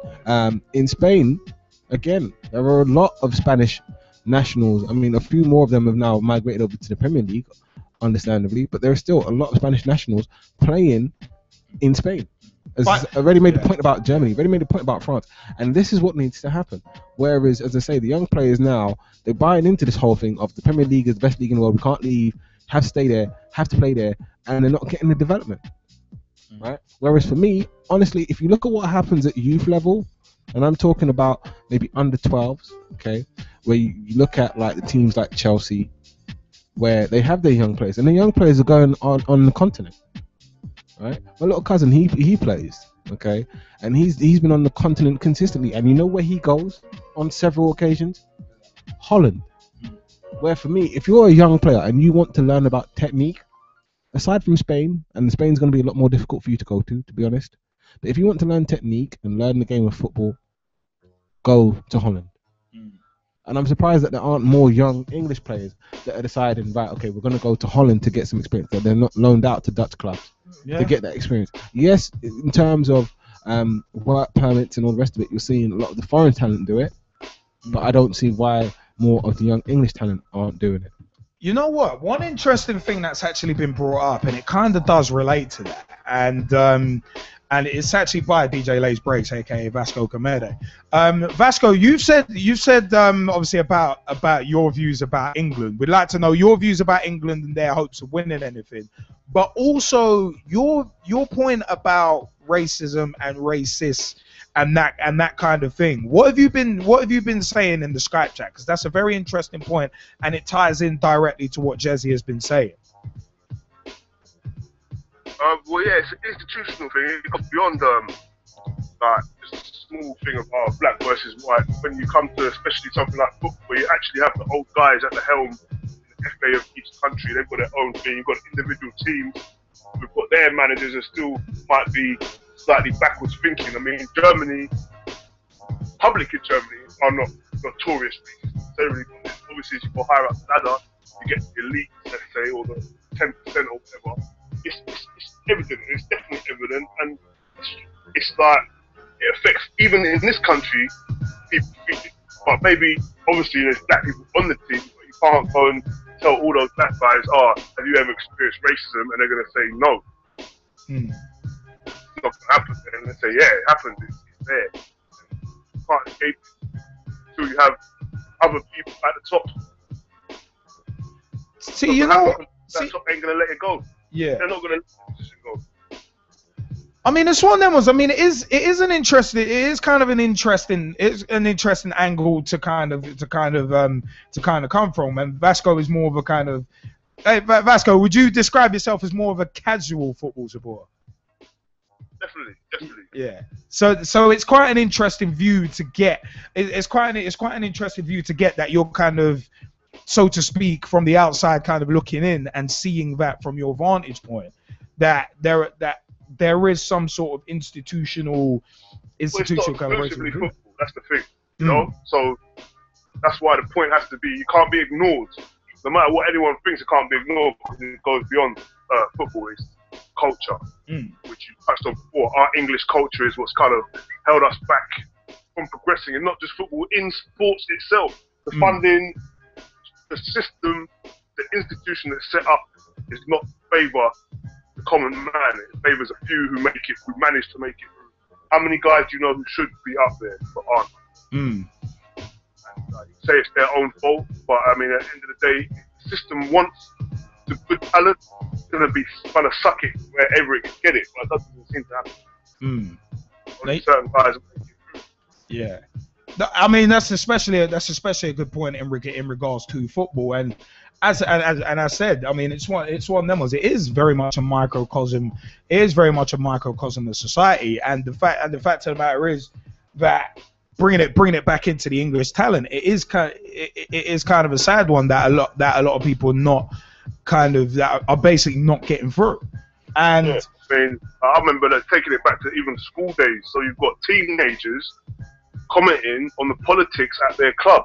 Like, shouldn't really have got to that stage yet for a teenager to be saying, oh, well, even though I'm good on the team, but the other guy, he's friends with the dad of the manager, and da-da-da-da. And these are like the up-and-coming. We don't have the system they have, say, in America and so, where we have the whole school system as a part of what's coming through. We just have chosen few who happen to play for the right team and got the right opportunity or live nearby. They got to get to play with a certain team as they were growing up. So much factors and variables that is out of the children's hands. You know, just being good is not good enough in this country. That's a big problem. Yeah. Do you know, that's a huge problem. And I said, bringing it back to English, to the English players, that's a huge problem. That just being good enough is not enough, because if you've got foreigners kind of El Cheapo foreigners coming through, and they're getting all the places, then you've got to be exceptional rather than good. But if you're not getting the chance to be exceptional, then how are you ever going to develop? And therein is part of the problem. Is a huge part of the problem. But I mean, Jamie Bailey, you wanted to jump in. I know you've been waiting for a bit. You wanted to jump in on these topics that we're talking through before we have to move on with some more results. First of all, I'm not really seeing. I'm not seeing that there's much racism in them countries, for the simple fact that I'm hearing what Vasco's saying. But to be honest with you, they've moved on. They're not stuck. They're not stuck in the past. As far as I'm concerned, Jerome Boateng shouldn't be in the team if he's playing in a racist team or playing for a racist country. Spain had Senna. Two teams that that everybody's mentioned who have played with people who are black. I guarantee you, people are saying Mesut Ozil, Turkish. He was born in Germany, but he's got a Turkish father. Yeah, but you've got a lot of the same Hang thing on. happening in France, and there's a lot of controversy around it. Yeah, but this is what I'm saying. There's a lot of talk about the whole racism issue. I'm not saying that I haven't been racially abused. I have. I've been in this country. I got in trouble for it. When I asked for the help, I got in trouble for it. Let's just leave it at that. But when it comes to the racism in football, you can't say it's Germany and Spain because they've moved on and they found a new way to play. As far as I'm concerned, it's not happening in them countries because they don't really see it as a problem. All they're seeing is how can we get the best out of our players at a young age, and then how can we interact them into the team that the manager at the time wants them to play in. So you're saying racism isn't a problem in places like Germany, Spain, France, among others? Is that what you're saying? Well, if it was, then how comes we're not hearing about it? We are, but we are hearing about it. We've debated it. We've debated it on shows. Look at what happened. No, wait, hold on. Exactly. I was just about to say that. Wait, hold on, Jamie. Look what happened at Sevilla recently with Dani Alves getting bananas thrown at him. You're trying to tell me racism is still not a problem in other countries? Is it happening on this? It might be happening on the pitch, but are they taking it into consideration by the media? No. But if it's happening on the pitch and that blatantly, and if it's happening regularly, look at the CSKA Moscow thing with Yaya Toure. If this stuff is happening on the pitch, you can be damn sure be guaranteed and be assured that it's happening behind closed doors. And at the end of the day, a lot of these institutions are running good old boy. This is where I'm trying to talk about it. But again, I don't know. As far as I see it, racism isn't going to be a big issue because as far as I see it, it's not really happening in those countries. It is happening, but they're just getting on with it. Wait. Sorry. I'm a bit confused with what you're saying. You just said it is happening, but it's not really happening. Yeah, they're getting on with it. To me that's kind of an oxymoron. It's kind of an oxymoronic statement where it's kind of like, wait, hold on, it is happening, but it's not. It's either it is or it isn't. No, it isn't. That's the thing. You're seeing it as black and white. It's actually happening. It should be dealt with.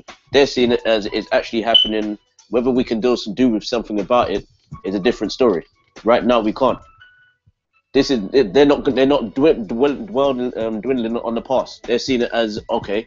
We can deal with something else, something that's more bigger than a situation like racism. Jerome Boateng is in the German team, and he's black. Please tell me, is that still a racial issue? No, it is not.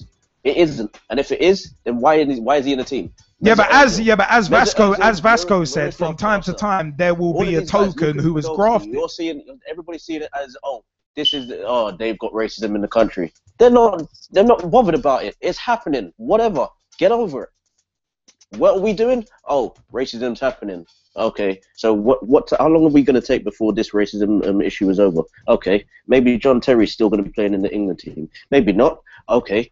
What do we do about the next issue? Okay, Rio Ferdinand should be made a captain. Oh, he's injured. We can't do nothing about it. Okay, let's move on. Should we move on? No, we'll just keep talking about it again. Oh, Fabio Capello gets sacked. Oh, right. Okay, so how do we replace him? Oh, we'll take about a few months just to do that.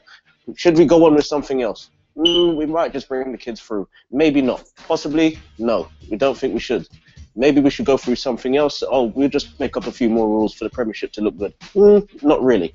Should we actually bring out something about Yaya Toure? I think we should. CSK Moscow? Yeah, okay, fair enough. Why do you not see where I'm going with this?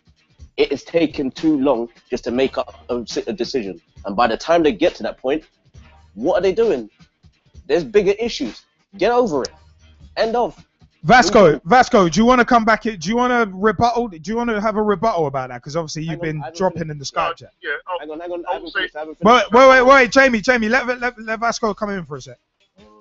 No, let Jamie say what he's gonna say. Go ahead, man. All right, go on, Jamie. Have that. Right. Going back to the G-Man's point of view about players should be playing overseas. What good is that going to do? Please tell me. It's not doing any of the other countries any good. Wait, what? Wait, hold on. Players playing overseas is not doing any good. Have you seen Brazil? Internationals. Can I just finish? Let me finish. Yaya Toure is playing in a squad full of Manchester City players. He goes to the Ivory Coast. He's playing with Drogba, all of these guys. Where are the Ivory Coast now? They're pretty much on the brink of going out. Same thing with Michael Essien. He is now injured. He's not really had the chance to play. He's now Ghana are pretty much on the brink of going out. Same thing with who else is there? You're looking at Neymar. He's gone over to Barcelona. They're doing something well, but they play the way that Brazil want to play. All right, let's change it different. Hold on. Let's change it different. Let's use a few other names then. Yeah, Hulk and Fred. Let's go Hulk and Fred. And don't Joe Campbell, Dani Alves. They've moved from Brazil and gone to Europe, and they thrived. And don't so forget, I don't get where that point's coming from. And don't forget when Fred left Brazil, where they play the same way of football. Why? Because they have an identity. This country has lost it.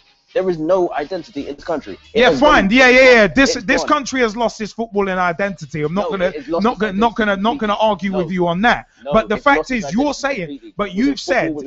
Wait, Jamie. Hold on. Wait. I want to come back to that point. You said that certain players from the Ivory Coast moving over to the Premier League, going back, but it's basically making no impact at all, and positive or otherwise. And at the end of the day, there are so many other players who have moved from their indigenous lands who have done well. Dani Alves, Fred, Hulk, among others. To tell you, they're done individually well. Yeah, but you were talking about Yaya Toure, and Yaya Toure is an individual. Michael Essien is an individual. So yes, I'm struggling to see where your points are. How has it benefited England? Please tell me how it's benefited England. You've got also... It's not supposed to benefit England, but... Well, how will it? We don't know until it's tried. That's the whole point. Exactly. These other countries are doing it, and you can see the improvement. Yeah. And if the current system's not working, you've got to try something different. And this is the problem. The English system is not changing, and it's not evolving. Some have been moronic enough. Hold on. Some have been more. Wait, Jamie. And so is Barcelona. Jamie, come on, wait. Hold on. Some people are saying that Tiki Taka is dead. Now, I don't say Tiki Taka is dead. I say it needs an evolution rather than a revolution. And it ties into this point. Because at the end of the day, England, in terms of a footballing nation, needs to evolve. So, how do you evolve? You try different things. If your players need to develop in other countries and move off these shores to do it because they're not getting opportunities here, then so be it. Like Samir Sawney said on his Pitch Talk Meets. Maybe some players need to move to foreign shores. Maybe coaches need to move to foreign shores, get experience overseas, get experience of different styles of play, and then come back with that experience, with that knowledge, and become a better rounded coach rather than being stuck in the same system and using the same methods from year to year to year for decades and decades. And then if you do the same thing the same way all the time and you don't evolve, you stagnate. And stagnation is the enemy of progression. Well, that's as far the as bottom I've said line. It already, whether coaches go over across the seas or whether players do the same thing, as far as I've seen it, every time a player's gone across the seas, they don't get a look in again. Yeah, but maybe it means they're not good enough then. Maybe it means they're not good enough, but you've got to try. Well, you tell me if that's a coincidence, because as far as I see it, if you actually have a full squad, well, not even a full squad, it doesn't have to be a full squad. As you said, as G-Man actually pointed out, or Jesse Fizzle, I don't know which one, Germany have a lot of their players playing in the first team in the top league. Yeah. You tell me how is that coincidence that they're pretty much one of the favourites to go to the win the World Cup. We didn't say it was coincidence. I'm not saying that you did say it. You tell me how this is actually relating to taking players from one side of the world and telling them to come all the way back just to play for their country. This is where you're not getting the point that we're trying to make. The point that you're making is going to be, for me, is going to be completely different to mine. For the simple fact that I'm one of those coaches where I've seen it happen from academies, and they're only going to be picking players that are going to be in the academy setup. Where have those players come from? Way too many countries outside of England. They've come from Brazil. They've come from, it's now 3-1 by the way. They've come from Fred getting the goal.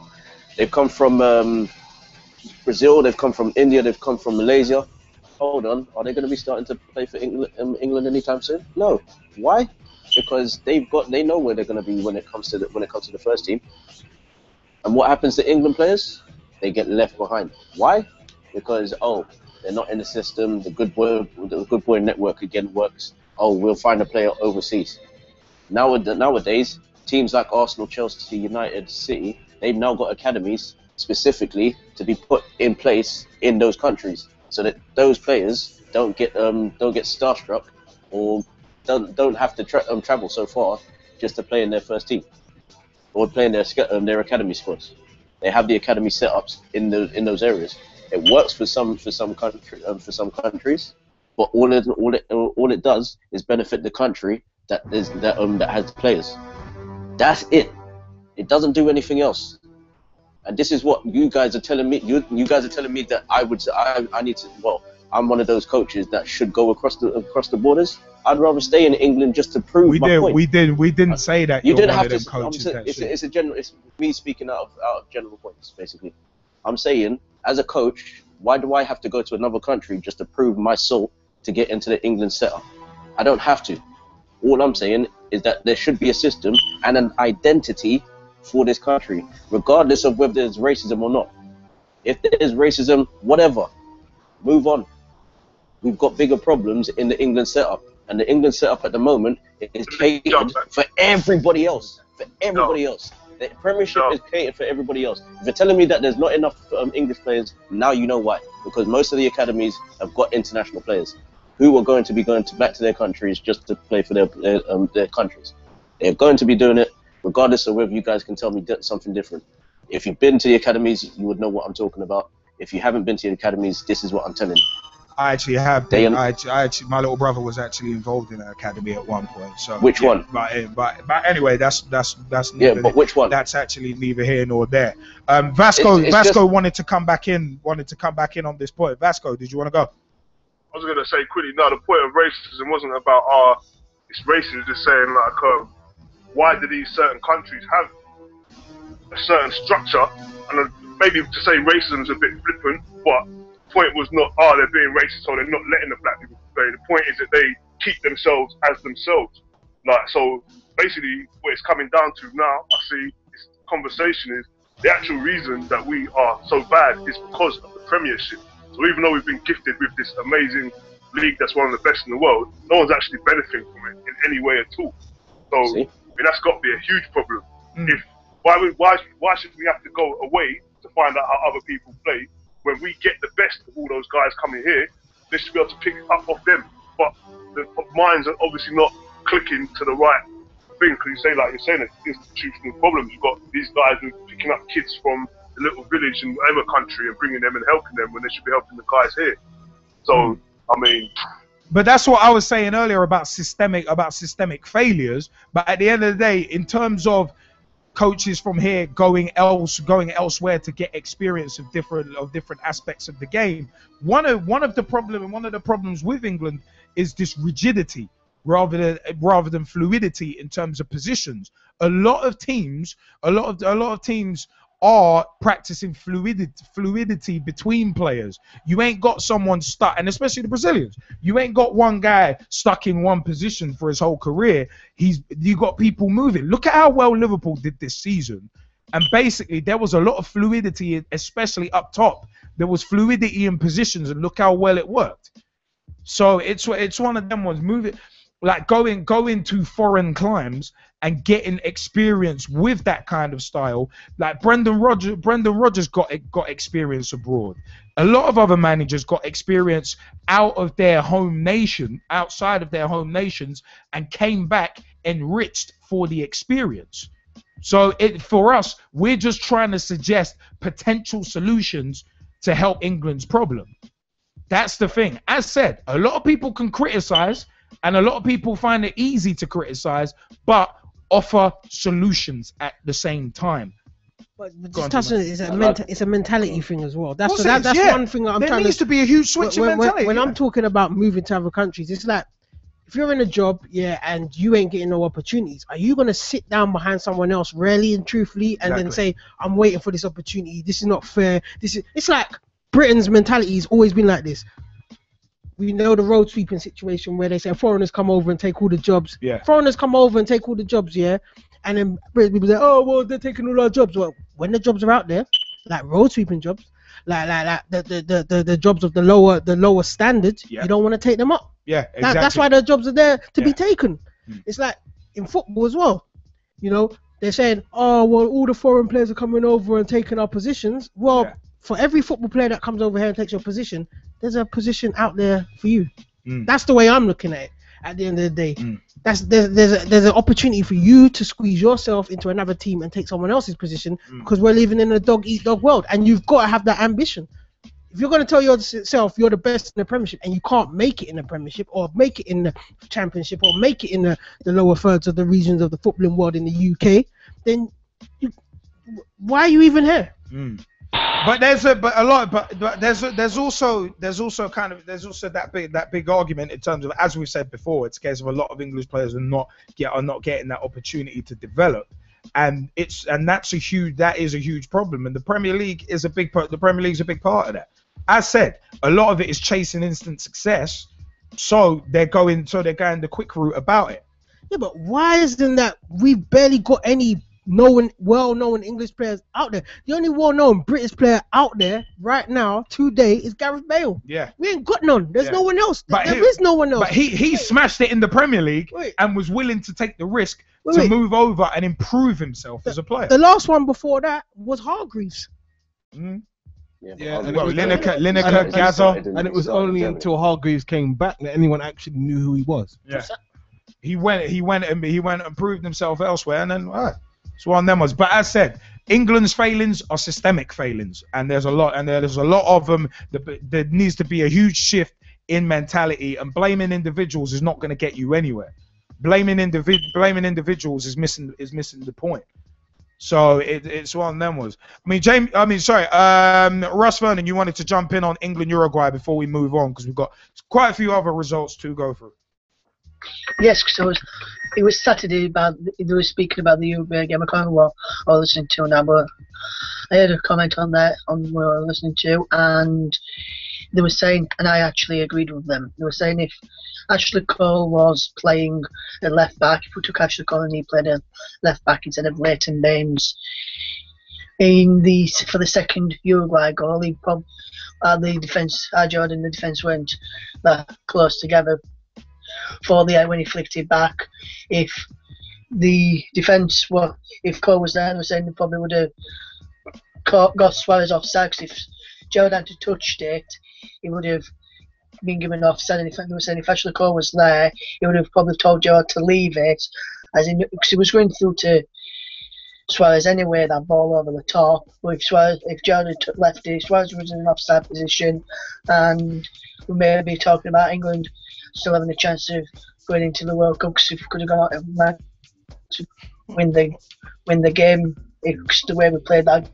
Rooney had a magnificent game. I thought he was man of the match and he performed well. So hopefully next year, because it was mentioned earlier today over in Brazil that tomorrow's reason why Lampard is the captain for England tomorrow is expected to be his last game for England so far, but Roy Hodgson is going to talk to him after this World Cup to say don't fully retire from international football. It's available for as and when I need you. I'll give you a call to say that I need you experience to have one with the younger players. You know what, Russ, Russ, I just want to jump in quickly. For me, Yeah. like I said earlier, like I said earlier with about the old guard versus using new players. Again, you mentioning that if Ashley Cole was there, Ashley Cole would have cleaned that up. See, again, people are missing the point. Again, it's one of them ones. If Cole was there, they would have done it. They would have cleaned it up. If Terry was there, again, that is part of the problem. That mentality. We don't live in the world of ifs, buts, and maybes. We're out of the World Cup after 2 games. It's a useless argument saying, if Cole was there, he would have sorted this out. If Terry was there, he would have sorted this out. Neither of them went. So actually, with all due respect to you and the person that said it, with all due respect, it's pointless saying, if Terry would have cleaned it up, Cole would have cleaned it up. It's pointless, because at the end of the day, the same kind of people who say that would be the same people who, if Terry and Cole were included and they'd made that sort of mistake, then they would have been like, what about the other players? What a younger player wouldn't have made that mistake. So again, it's this kind of mentality that needs to change. And it's that kind of thing. People are missing the point. Again, the parasitic media and the brainwashing by the parasitic media has people not looking at the bigger picture. You've got to look at the bigger picture. There are systemic changes that need to happen, that really, really do need to happen from top down. That is what's going to take us forward. Saying if Ashley Cole was there, if John Terry was there, I said, these are pointless arguments. It's a pointless argument, and it has absolutely no relevance, because we don't live in the world of ifs, buts, and maybes. If Liverpool's defense had been tight, we'd have won the Premier League. But we don't live in that world of ifs, buts, and maybes, because Manchester City won it. If England were better, England would be in World Cup finals. But we don't live in the world of ifs, buts, and maybes, and we're going out at the group stage. So it's one of them ones. So it's one of them ones. A lot of our players are rigid and one-dimensional when it comes to positional play, and there's no fluidity throughout the squad. If they were two-footed, if they were better on the ball, if this, if that, F this, F that. People saying F Gerrard, people saying F Lampard, F Rooney. Like and people saying, I don't have to be two-footed. Well, you know what? If you don't want to be two-footed, mate, you're sacrificing a potential advantage that you could have over your opposition. If you're not willing to open your mind and expand your horizons, you're closing yourself off to an opportunity to better yourself. This isn't just about football. This is about you as this is about you as a person. This is about you as a group. This is about you as a team developing, evolving, moving on. If you close off to an opportunity, then hey, it's one of them ones. It's your own fault. But you know what? Yeah, we have a few more results to move on to, because at the end of the day, Friday 20th of June 2014, Honduras 1, Ecuador 2. Enner Valencia scoring on 34 minutes and 65 minutes, with Costly scoring on 31 minutes. Italy 0, Costa Rica 1. Brian Ruiz getting the only goal of the game on 44 minutes, guaranteeing that England will be going home even before they play Costa Rica in the third match. Because, well, we've got a what's up with that moment coming up to do with this. But Switzerland 2, France 5, a match that myself and the G-Man actually watched down in Exchange Square by Liverpool Street. Olivier Giroud scored on 17 minutes. And I swear, we tweeted this to Big T. I swear, he threw Giroud threw the tees up. Man threw the tees up. And thank you for your text, Big T. We'll get to that shortly. Blaise Matuidi scored on 18 minutes. The little man, the pint-sized guy, Matthew Valbuena, scored on 40 minutes. I think it was at that point he jumped on Giroud's back and looked like an absolute munchkin. And someone photoshopped a picture which made Valbuena look even smaller, which is hilarious. But Karim Benzema scored on 67 minutes and Sissoko scored on 73 minutes. Zemalili scored for Switzerland on 81 minutes. Brilliant and goal. Xhaka scored on 87 minutes. And you know what? As good as France looked, they took the foot off the gas. And hey, a couple of blemishes against Lloris's clean sheet record, which hey is one of them ones France scored. But the fact of the matter is, France absolutely battered it. By the way, 63 minutes gone. Croatia 0, Mexico 0. Cameroon 1, Brazil 3. And the Mexican coach and Chicharito Hernandez are absolutely apoplectic about a decision made. It looks like it's one of them ones where I think they're claiming I think they are actually claiming a penalty. All right, it was a chest. Yep, just seeing the volley and I don't know about that. See, look, I'm inclined to agree with the referee there. Look. Man, that's a damn angel type save. No, you're dumb. You're stupid. You Why know you what being I'm dumb? talking about. Why are you being dumb? You know what? The Mexican bench and Chicharito were absolutely apoplectic. But the fact of the matter is, it's a case of you've seen him given, but on a general basis, he's turned away from the ball. I wouldn't have given it. Yeah, it's not a penalty for me. I'm sorry. Yeah. Only because you've done it before. Shut up. But moving on to something that should have been given, but wasn't. Bosnia-Herzegovina versus Nigeria. We're going to fast forward to the late game and then come backwards because Peter Odemwingie scored the only goal of the game on 29 minutes. But, Very tidy finish. But Edin Dzeko should have had a goal allowed. He had it unfairly disallowed for offside. And boy, he's actually said, hey, there's a shameful referee that should be going home. But Argentina, coming back to the early game, Argentina 1, Iran 0. Mo, unlucky, dude. Your boys were unlucky. Lionel Messi on 91 minutes, proving the difference between a world-class player and an average J-Bro. Messi came out of nowhere with an absolute beauty of a goal. Iran, it was one of them goals you just couldn't legislate for. It was one of them goals where Iran had their 2 banks of 4 in front of Messi, and yet Messi just produced a moment of magic out of nowhere.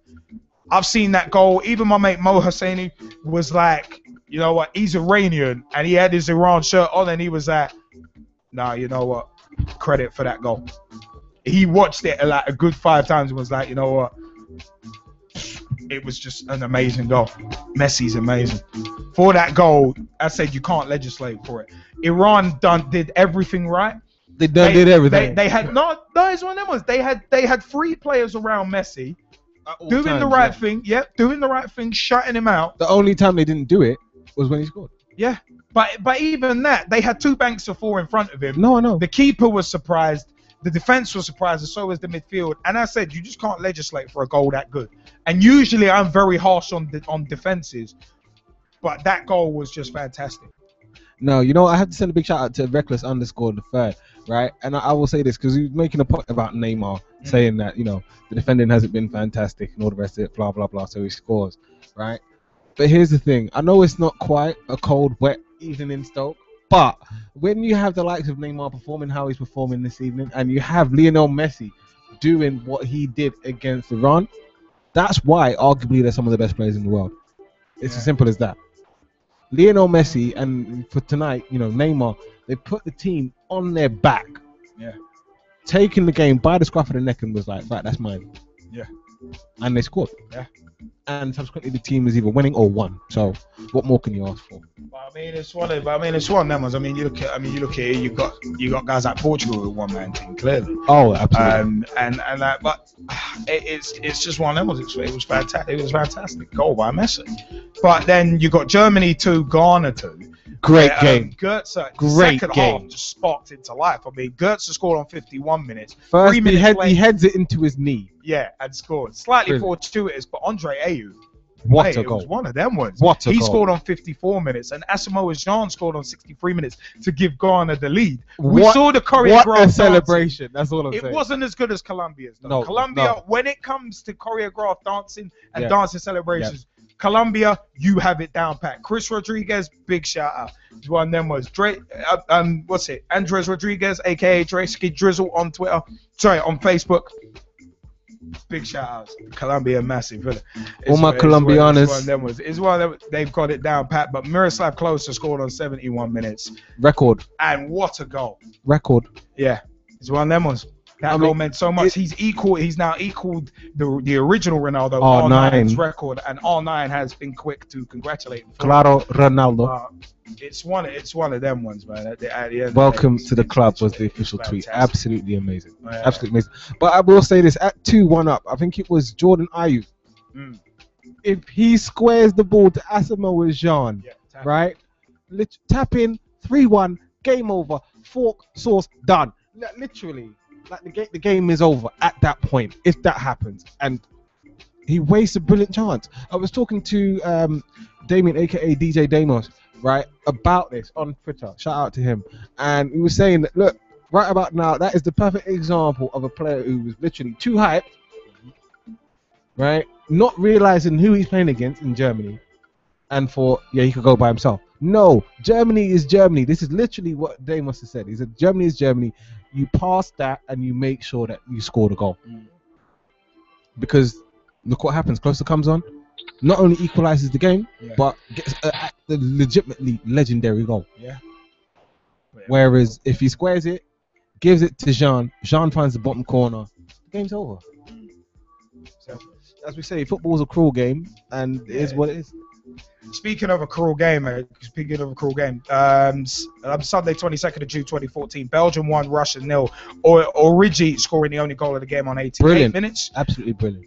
And then shifted on to Korean Republic, aka South Korea 2, Algeria 4. Slimani. There's a way I could have went with that. I could have went. I was tempted to go ICP style on that one. Well, Eminem diss record to ICP. But anyway, Slimani scoring on 26 minutes. Halish scoring on 28 minutes. Jabu scoring on 38 minutes. Sun scoring on 50 minutes. Brahimi scoring for Algeria on 62 minutes, and Ku scoring on 72 minutes. Speaking of football being a cruel game, USA 2, Portugal 2. Luis Nani scoring on 5 minutes. Insert your own wrong and joke in there. Nani separates the sides at half time. It's well. Nani getting between two sides. But anyway, it's one of them was. Jermaine Jones scoring on 64 minutes. Clint Dempsey scoring on 81 minutes. Jones' goal was a belter. But Varela, his header on 95 minutes, stealing the win from USA. And you know what? Ronaldo had a poor game, and he'd been extremely quiet. He's another one who doesn't look fully fit. But the fact of the matter is... No. What did we say a couple of weeks ago? That Ghana witch doctor. The juju is for real. That's what I'm saying. That juju is for real. That juju is for real. But the fact of the matter is, Ronaldo had a quiet game. But again, this separates the world-class players from the average players. Ronaldo was quiet all game, but it was his pinpoint cross that set up Varela for the goal. And this is what we mean. You know, it was kind of like Eden Hazard later on for Belgium. He really sprung into life for me at the end of that game. And Mexico are 1-0 up. 70 minutes gone. And Mexico 1-0 up. Seeing those El Santo masks about. It's one of them was. Is Rafael Marquez trying to be Juan Cena? I think good header. Oh, the keeper needs to do a lot. Croatian goalkeeper needed to do a lot better on that. Looks like Mexico. At this moment, a draw would take Mexico through. A win guarantees it. And it's the captain Rafael Marquez. Oh, keeper's got to do a lot better there. Oh, that is just keeper's horrific goalkeeping. Horrific. So it's a good header, but it's low and right near the goalkeeper. But hey, look at him. Look at Mexico's coach. Hey, gringo. But it's one of them ones. Sorry, Jesse, you were saying? No, I was just saying that, you know, in terms of, this is an important game. This is essentially win or go home. you need to do so much better than that. So much better than that. But Portugal, well, coming back to USA, Portugal, it's a case of like with those guys, Portugal are clearly a one-man team. Clearly, I mean, Pepe's a moron anyway. We know that he's suspended, so he's pretty much, he's gone. Cottrell injured. Ronaldo, 70% fit, if that. So it's one of them ones where it is one of them ones. Is that the drug cartel tweet? Yeah, I was like, oh, that's it's not Diego Costa. But yeah, I mean, it's one of them ones where the fact of the matter is for Portugal, well, they've got to win and hope for other results to go their way to have any chance. But at the end of the day, they've just not been good enough. And I got them in the goddamn office sweepstakes. God damn it. But I mean, it is an absolute mad one. But that can't even bring myself to it. But like we've also got actually in terms of, well, we've had games today actually. We've actually had a few games today, which we're just trying to get out the results for. But does someone want to read out Big T's tweets while we try and find out today's results, or have you got them? Well, I can do the results, and then you can do Big T's tweets. All right, let's do that. So Australia 0, Spain 3. David Villa scoring on his swan song after 36 minutes. Wonderful finish. Fernando Torres decides to say it doesn't really matter if Chelsea have signed Diego Costa. He'll still find the back of the net. He scores for Spain on 69. He'll still find the back of the net, not enough times. Very true, but he still scores for Spain after 69 minutes, and Juan Mata rounded out the scoring. Brilliant nutmeg finish. Jersey, what's the matter with you, Jersey? What's the matter? I don't. Was it paraphrased the honky tonk man there? Like, Billy, what's the matter with you, Billy? So I love that from honky tonks usually. So yeah, no, Juan Mata scores after 82 minutes. And it's 2-0. Mexico have gone 2-0 up. 74 minutes gone. Croatia 0, Mexico 2. So it looks like Brazil will be going through as leaders of Group A, with Mexico taking second place. Mate, Mexico in terms of this game are making a run for the border, man. They're making a run for the knockouts. Sorry, I couldn't help. Terrible. Taco Bell slogan. Absolutely terrible. But yeah, Spain signed off with a win in a game that was ultimately inconsequential, apart from the fact that, as I say, David Villa plays his last game for Spain, and he got a goal on the swan song. So congratulations to him. Commiserations to Reina and Cazorla finally got their chance in starting burst, but it's like, why not earlier? That's the question that everybody's asking. Tiki-taka needs evolution, not revolution. As I say, everybody's asking the same questions. But moving on to the other game in Group B, Netherlands to Chile 0. Both teams lined up for me in exactly the same formation, and it was really about who could make the proper adjustments, and that's what you saw from the Netherlands. Leroy Fair came off the bench, brilliant header, brilliant. I cannot praise this header enough. Bringing Netherlands in the lead after 77 minutes, and then one of the most sought-after young talents in this World Cup, Memphis Depay, rounds out the scoring after fantastic work from me, the best player in the group stages, Arjen Robben, to make sure that Netherlands win it 2-0. Brilliant performance. And as I say, it's all about that tactical adjustment. Both teams are playing the same kind of system. And for me, you're beginning to see a little bit of the genius of Louis van Gaal. You can't deny that. Because I said pre-game, and I said it in the tweet to the official Pitch Talk account, I was saying that both teams are going to cancel each other out, because when you look at it, they're lining up the same way. Both teams have performed really, really well defensively. So I really don't see how anybody else is going to make a significant difference. But as I say, in terms of the changes, Van Gaal got the substitution spot on, and that was it. I mean, the genius of Louis van Gaal, is it a case of, is that said more out of hope rather than expectation? This guy. Considering he's taking over the team you support next year. All I'm saying is this guy. You can't have as bad a season as you did last season. I'm hoping not. Otherwise, you'll be getting -5 stars all season. But I mean, it's one of them ones where The fact is with Louis van Gaal, yeah, he's done well so far with Holland, but like I've said before, you don't want to peak too early, and I think performances have been kind of up and down around the tournament, so it's gonna be interesting to see. It's gonna be very interesting to see kind of what happens in the knockout phases. It's gonna be extremely interesting. So I think it's gonna be one of them ones. I mean, Jamie Bailey, did you want to jump in on the Holland result? Yeah, just before that, Croatia had one cleared off the line, which looked like it was going wide anyway. And at the same time, somebody was actually being taken out of the stadium in the stands. Yeah. So two bad things at the same time for Croatia. Yeah. But you were talking about but the Holland result. You wanted to jump in? The Holland result. It seemed like a formality, just a case of who was actually going to score. To be honest with you, for me, that's what it looked like anyway. Looked very inept, and the Spain. I don't know why he doesn't use Huntelaar. I can see why, considering the first game he didn't need him, but second, I think this game he could have actually used him rather than Robin. Yeah, but Holland didn't need the win though. Why would you risk Why would you risk players if you don't actually need the win? Holland could have. But that's what I'm saying. They could have used Huntelaar. That's what I'm saying. They could have used Huntelaar and just pretty much played the second string altogether.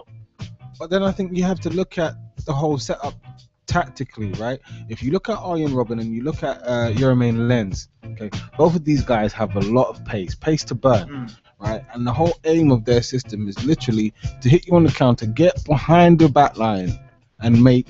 No, don't look at me like that, you wrong. Hey, I heard behind back line. Hey, we got Big T's text to read out as well. But no, literally get behind the back line on a really, really fast counter attack. And make you pay for the spaces that you leave behind. Whereas get behind you and make you pay. Because everybody serves hard times. You know, the big boss man. OWR, R.I.P. Ray Traylor, aka Big Bubba Rogers, aka the big boss man. But no, going back to the point about Huntelaar for me is the polar opposite. Huntelaar doesn't have that pace. He is a legit old school target man. Who is he's a good finisher in the box, but what I'm saying is, in order to play him, you have to totally change the style that they're trying to implement, which for this game didn't work. If you did that, they would not have won. It's as simple as that. Why bring him? You do realize Holland are in the knockout phases, right? The reason why that's what you're saying, then why bring him? The reason why you bring him is to have an additional option. Yeah, exactly. When Holland are in the knockout stages, for when the original plan doesn't work. That's why you bring him. So basically, I'm not saying that you've contradicted yourself. You basically just said that the one thing that they could have done was used him in a game that was pretty much null and void. Well, that game Chile game earlier was far from null and void. It wasn't null and void. Because if Chile had won, they would have progressed top of the group. So that game was not null and void. Would now face Brazil as things stand. Yeah, that game was not null and void by any stretch of the imagination. No, it's just the way that he kind of put the point across. It sounds like he could have been used, but he wasn't used. No, I'm saying that in terms of the system that they're playing, he doesn't fit. And that same system was what won the game. I'm right, and at the moment, if it ain't broke, don't fix it. By the way, sorry, let's come back. If it ain't broke, don't fix it. Well, yeah, because as I was saying, that system was what won the game. Yeah, you know, one of them was if it ain't broke, don't fix it. And at the end of the day, that Holland are in the knockout phases, so it's good that they've got a plan B that they haven't given away yet. It's good to have that in terms of a surprise. 81.5 minutes gone. Chicharito has his second goal. Manchester United, that's one of them was he's got his second goal of the game. 81.5 minutes gone, and Cameroon 1, Brazil 3 is still a current score. So 83 minutes gone. Mexico are going through, and Croatia are going home. They had destiny in their own hands, and yet they are going home. But Jesse, you wanted to. You mentioned it. We mentioned it in terms of Holland and the fact that they've got their option. Yeah, they legitimately have a plan B in Huntelaar. They have a fox in the box in Huntelaar. But in terms of you know, as I say, if they want to have a different dimension, that's why you go to Huntelaar. But I think the game plan for that particular game was, let's use pace to get behind the backline. That's why Robin started. By your argument, you could easily say, right, Robin shouldn't even have started. Why not have started Memphis Depay instead of Robin? But what they wanted to do was ensure that they got the victory. Whereas it was far from certain, you know, up until maybe the second goal. And even when they got the second goal, they still looked shaky defensively. So it makes sense in the theory. But as I'm saying, going forward and looking at the knockout stages, they also have a legitimate option to turn to if they need to try something different in Huntelaar. No, exactly, and that's the important. And that's the important. Sorry, Jamie, hold on. We'll throw, hold on a second. We'll throw it to you in a sec. It's just a case of, the fact of the matter is, it's good to have that second option. And at the end of the day, do you want to lay all your cards on the table at once if you don't need to? And the thing is, Holland they haven't needed to use their plan B yet. So why use it if you don't need to? If you need it in the knockouts, by all means use it. Because if you lose one game, if you lose a game, you're done. It's as simple as that. So that's the way I'm looking at it. So I mean, Jamie, what do you want to jump in before Russ Vernon wants to jump in on this game, on the Holland game as well?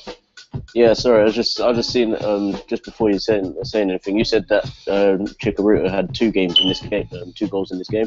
He's only got 1. Marquez scored the other one. All right, fine, but coming. All right, cool. I stand corrected. Yeah. Holland game. Let's have it because Russ is waiting as well. I see what you're saying. For me, this goes back to the whole point of what I said with England. But it's a case of just giving them a chance and letting other people who have basically travelled with the squads, not just for the experience, but to actually be there and play. Just give them a chance to play. That's how I was seeing it. And Huntelaar is part of the team. I just saw it as not just Huntelaar, but everybody else that was there could have played. By the way, it's actually now 4-1. Cameroon look baffled. It's 4-1 to Brazil. 84 minutes gone, and they've gotten their fourth. So 84 minutes gone. Brazil are 4-1 up against Cameroon and sailing through, and Mexico are 3-0 up against Croatia and sailing through as well. Oh wow, Yeah. that's Russ Vernon, did you want to jump in as well? Yeah. I did, Links. Earlier on today, as I tweeted through to you guys and to Jesse Fizzle as well, that I was switching between both matches, the Holland game and the Australian game. And for me, in the Holland game, I knew Holland was going to win. It was just a matter of time when they got the first goal in that game, which it was a very good finish from Leroy Fair with his first touch, having coming on as a substitute, and then Deppy scored the second. But the second, it was a known goal, but I went to him, no Dad, Deppy scored, and he went, there's a known goal, rewound it, it was right, me. And I mentioned to Mike earlier about when Torres scored, and he won the off-raiders again. I said the £50 J. Brown scored, and I went, yeah, he has. What about Fernando Torres? £50 million J. Brown is the official line rather than £50 J. Brown. I just want to say that. If we're going to nix scripted ad-libs, we've got to get them right. And also, when David Villa came off for Spain, he started playing. So today was his last international game for Spain. He's now retiring from international football, David Villa, having moved over to the MLS with the New York City, which starts next year. The MLS season in 2015-16 season starts in March. In that one, so hopefully that'll be a good move for him. If they can recreate the goals that he scores, that he scored for Spain and for Atletico Madrid and for Barca over in the MLS, and he does well for MLS. So we should be good luck in his move to the MLS. And well, you know, Russ, just want to jump in quickly because Mexico have conceded. Perisic has scored. Croatia 3, Mexico 1. Or was that Mexico 3, Croatia 1? Sorry, Croatia 1, Mexico 3. Sorry, it's getting like 86 minutes gone. 86 minutes gone. By the way, actually, we're not going to do the grassroots segment, but I wanted to give a huge shout out to everyone who took part in Run for Rob, in memory of Rob Evans.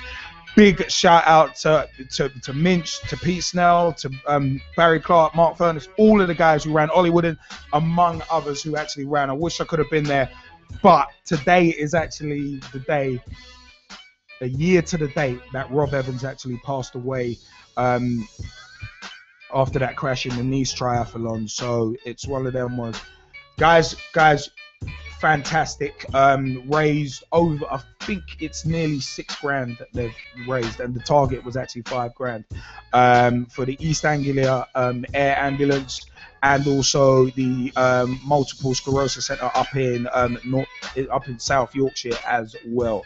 So it's one of them ones. The fact of the matter is, Run for Rob was a tremendous success. To all the guys who took part in it, who promoted it, who donated to it, fantastic, absolutely fantastic. Rest in peace, Rob Evans. And you know what?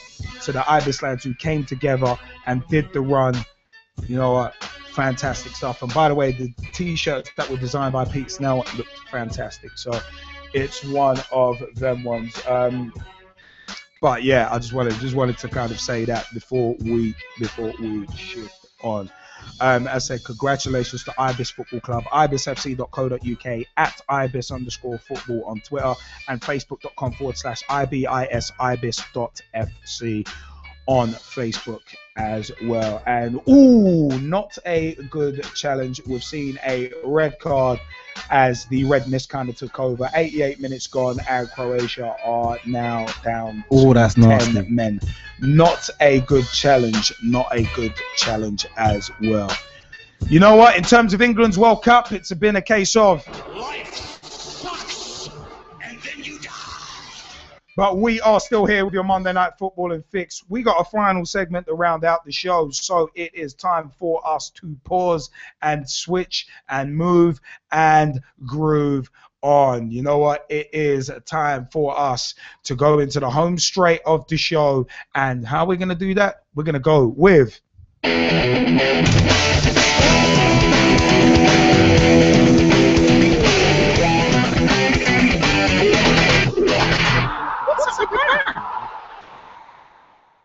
Plus the game's still on. We are on the home straight in turn of the show. Oh, we're nearly done. And don't go yet, cause we're not done yet. You what? One of them ones. What's up with that? You know what? I like this tune a little too much. You what?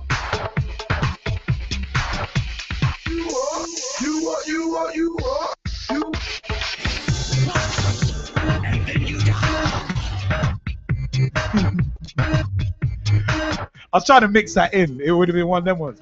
Life sucks and then you die. Life sucks and then you die. If that mix had worked, it would have been tremendous. I don't think. But you failed. It's one of them. You know what? Yeah, Mario Balotelli was that. Yeah, I know. Well, you know what? If you wanna read the first story, I'll remedy it. Mario Balotelli says, I want a kiss from the Queen if I keep England's World Cup hopes alive. Striker makes a cheeky proposal if Italy keep England's World Cup 2014 alive with victory over Costa Rica. This is coming from the Telegraph on the 20th of June. Mario Balotelli says he wants a kiss from the Queen if he scores the goals that help keep England's World Cup alive. Italy striker made the cheeky proposal as England's fate now lies in Italy's hands following Thursday's 2-1 defeat by Uruguay. The official tweet from finally Mario Balotelli: if we beat Costa Rica, I want the kiss, obviously on the cheek, from the UK Queen. Balotelli will line up for Italy against Costa Rica on Friday, which he did, knowing that a victory will not only put Italy on the verge of qualification for the last 16, but will give Roy Hodgson's side some hope of joining them as group runners-up. Well, as we all know, Costa Rica won that game 1-0, so it was neither here nor there. But let's move on to. I want to hold on that because we've. Also Why do you want to hold on it for? Well, Balotelli wanted to hold on it because he wanted a kiss from the Queen on the cheek. I'm glad he stipulated on the cheek, or there would have been a field day with this one. Because Big T. Oh man. Yeah, because Big T texted us saying saying, I am pleased to announce that me and my missus have a new favourite sex position called the England football team position. Neither of us know what we're doing or why we're there. There's no passion, no communication.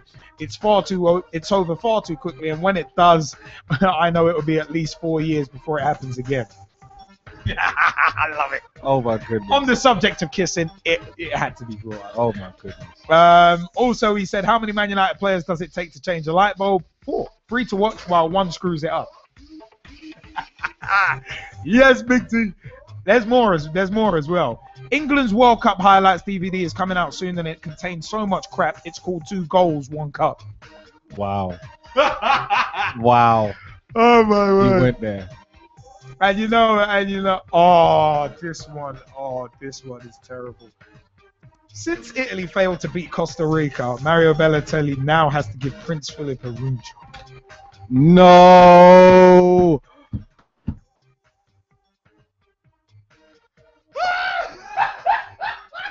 Big T is wrong. It's just so wrong.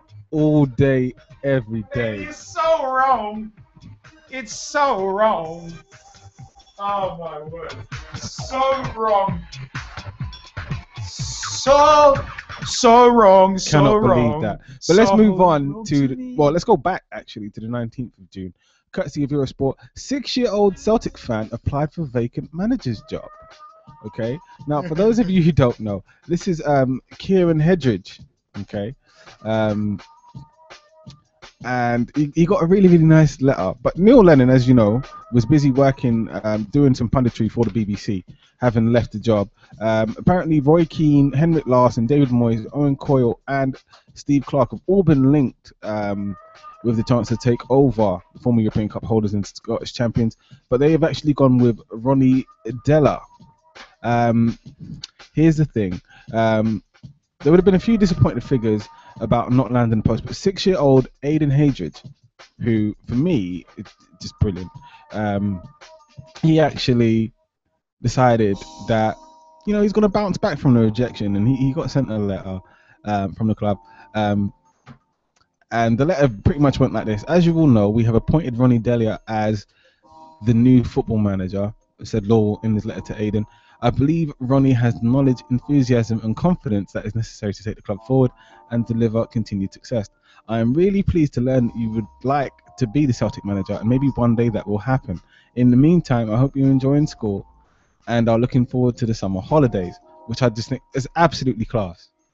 Absolutely class. It's brilliant, isn't it? It's just, I love it. I love that. That is true. Glasgow, Celtic chief applying executive. and actually getting a reply as well. Here's the thing, Glasgow Celtic's chief executive, Peter Lowell. You know what?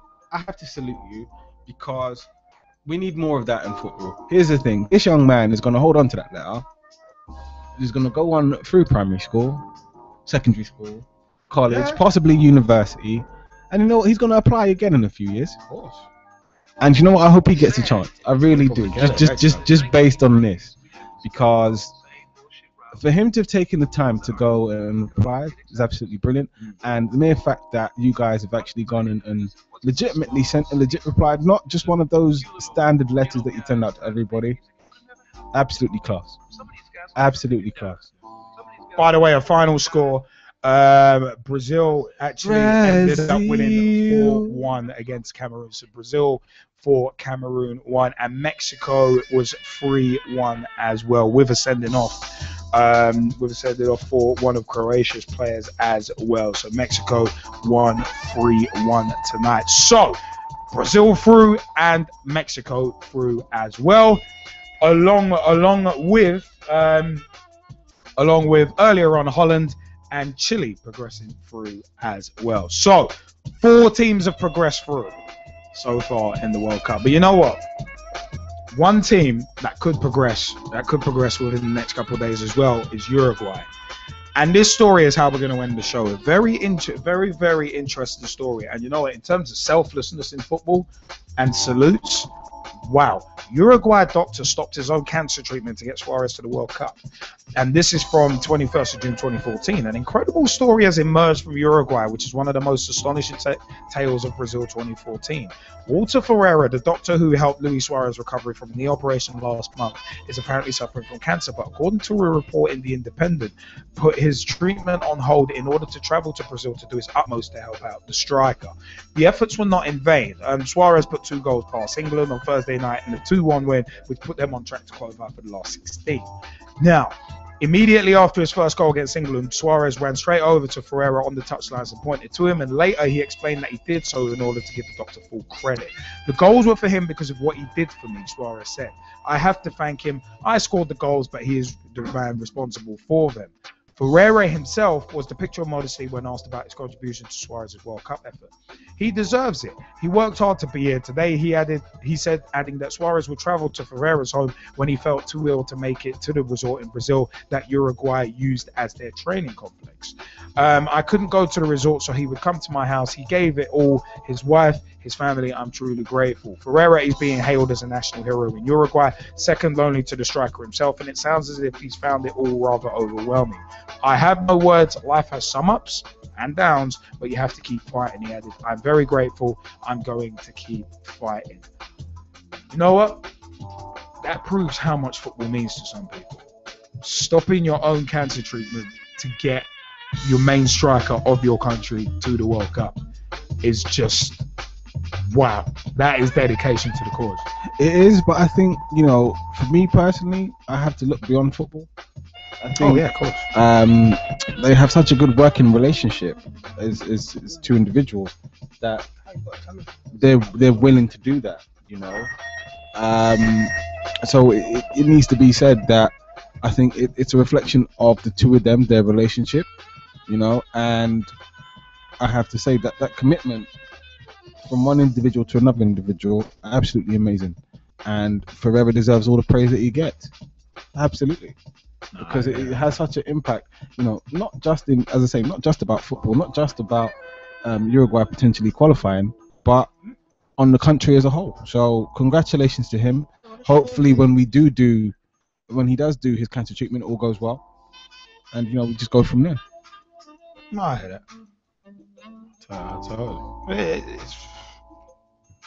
It's amazing that the lengths that some people will go to in the name of football. Okay. Why do we do this show on Mondays? Some of these guys will never make a dime. Not just because the pitch is where we eat. The pitch is where we sleep. And the pitch is where we talk. But it's the fact that we love football. Absolutely. And there's the common link. I love it. That's the common link.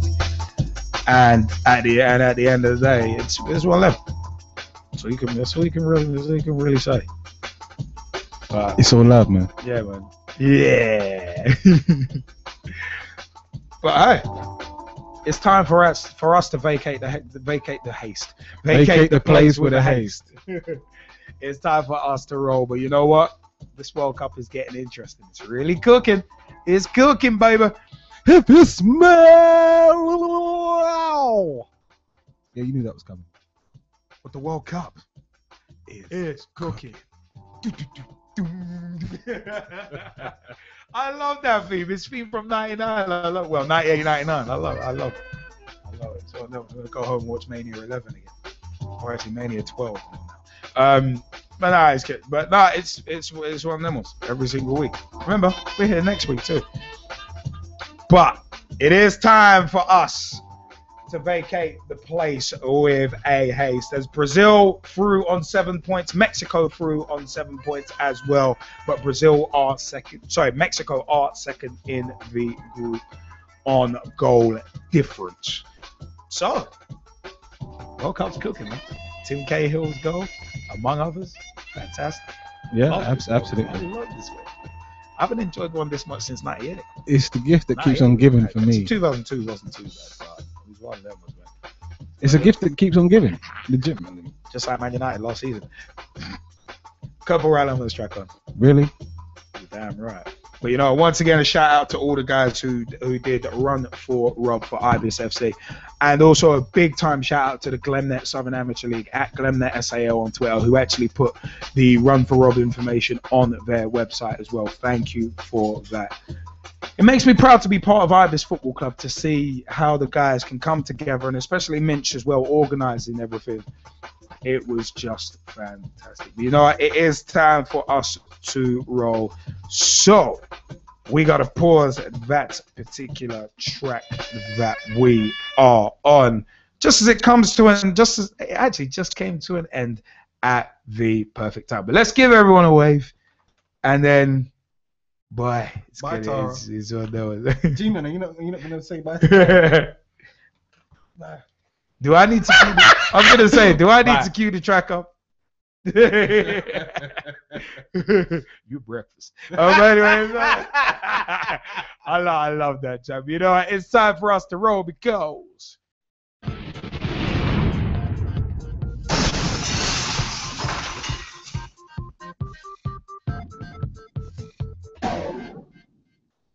Hi, I'm John Sitton, and I'm here with Gavin, Liam, and Gerald on Pitch Talk. the football talk show that pulls no punches and holds back nothing on opinions. Hello, I'm Rob Perez. My name is Christian Carambeu. I'm grassroots coach Manisha Taylor. Hi, I'm Matt Hodgson, Director of the 4-Year Plan, and you're listening to Pitch Talk, the only place to get your Monday night footballing fix. Make sure you join the revolution. The pitch is where we eat. The pitch is where we sleep. And the pitch is where we talk. I'm Andy Copeland from the Glennet Southern Amateur League. Philip Wick, I'm CEO of 14. I'm Rob Lusher, former chairman of Ibis FC. I'm Samir Swanee, co-founder and co-director of Motivate Sports and Fitness. And you're listening to Pitch Talk. You damn right. Your Monday Night Football and Fix has been absolutely fantastic to host this weekend. Ross Vernon has asked us to give a shout out to Tara, saying thanks for everything she's helped him with over the past few days. Cool. Thanks, Tara. Yeah, it's one of them ones. Ladies and gentlemen, boys and girls, children of all ages, straight shooting LJ, the G-Man and Jesse Fizzle proudly bring to you the football talk show that pulls no punches and holds back nothing on opinions, because the pitch is where we eat. And the pitch is where we talk. Oh my God! www.pitch-talk.com is our official website. At Pitch Talk on Twitter, tweet with us, follow us, see what we're up to. MySpace.com/Pitch Talk. Facebook.com/Pitch Talk. Become a fan, become a friend, become a member of the group. Join the footballing revolution. We are working so hard to create and spread that football revolution. Spread it like butter on toast. One of them ones. Also, pitchtalk.blogspot.com or .co.uk will get you to blogs by yours truly, Straight Shooting LJ, the G-Man, Chezzy Fizzle, and many, many others. Many others as well, including Dave Meir, a.k.a. At Mearcy on Twitter, and Big T, aka Thomas Stewart, and Ross Vernon, as well as many more. Also, 07535804466 is the mobile number, as evidenced by Big T and some of his texts in as well. Pitch Talk 1 on Skype. Big shout out to our newest Skyper who was here this week, and that is at DJ Lays Breaks, aka Vasco Gamede. Thanks for joining us. Very interesting points that he brought up. Definitely added to the conversation. Big shout out to Umbrian Alley. Big shout out to Miss Manisha Taylor. Big shout out to Samir Swanee of Motivate Sports and Fitness. Big shout out to Sophie and Rachel of Girls on the Ball as well. And Scotty the Rabbit. Damn right. And also a big shout out to Thin White Line magazine and also the Section 357 show. Big shout out to Chris Bullock of Kick for Life, who was here earlier on as well. You know what? It is one of them ones. I said, join this footballing revolution. You can find us Pitch Talk Live on Google Plus as well. YouTube.com/Pitch Talk is where you can find all of our videos, including Pitch Talk at Cup Finals and also the outtakes from them as well. But I've been Straight Shooting LJA. And I've been the G-Man. And as always, I've been Jezzy Fizzle. And we would like to say to you, thank you very much for joining us. And thank you to the Skypers as well, including Ross Vernon, Tom Wood, Mike Hardiman, and many, many more. Thank you very much. Good night.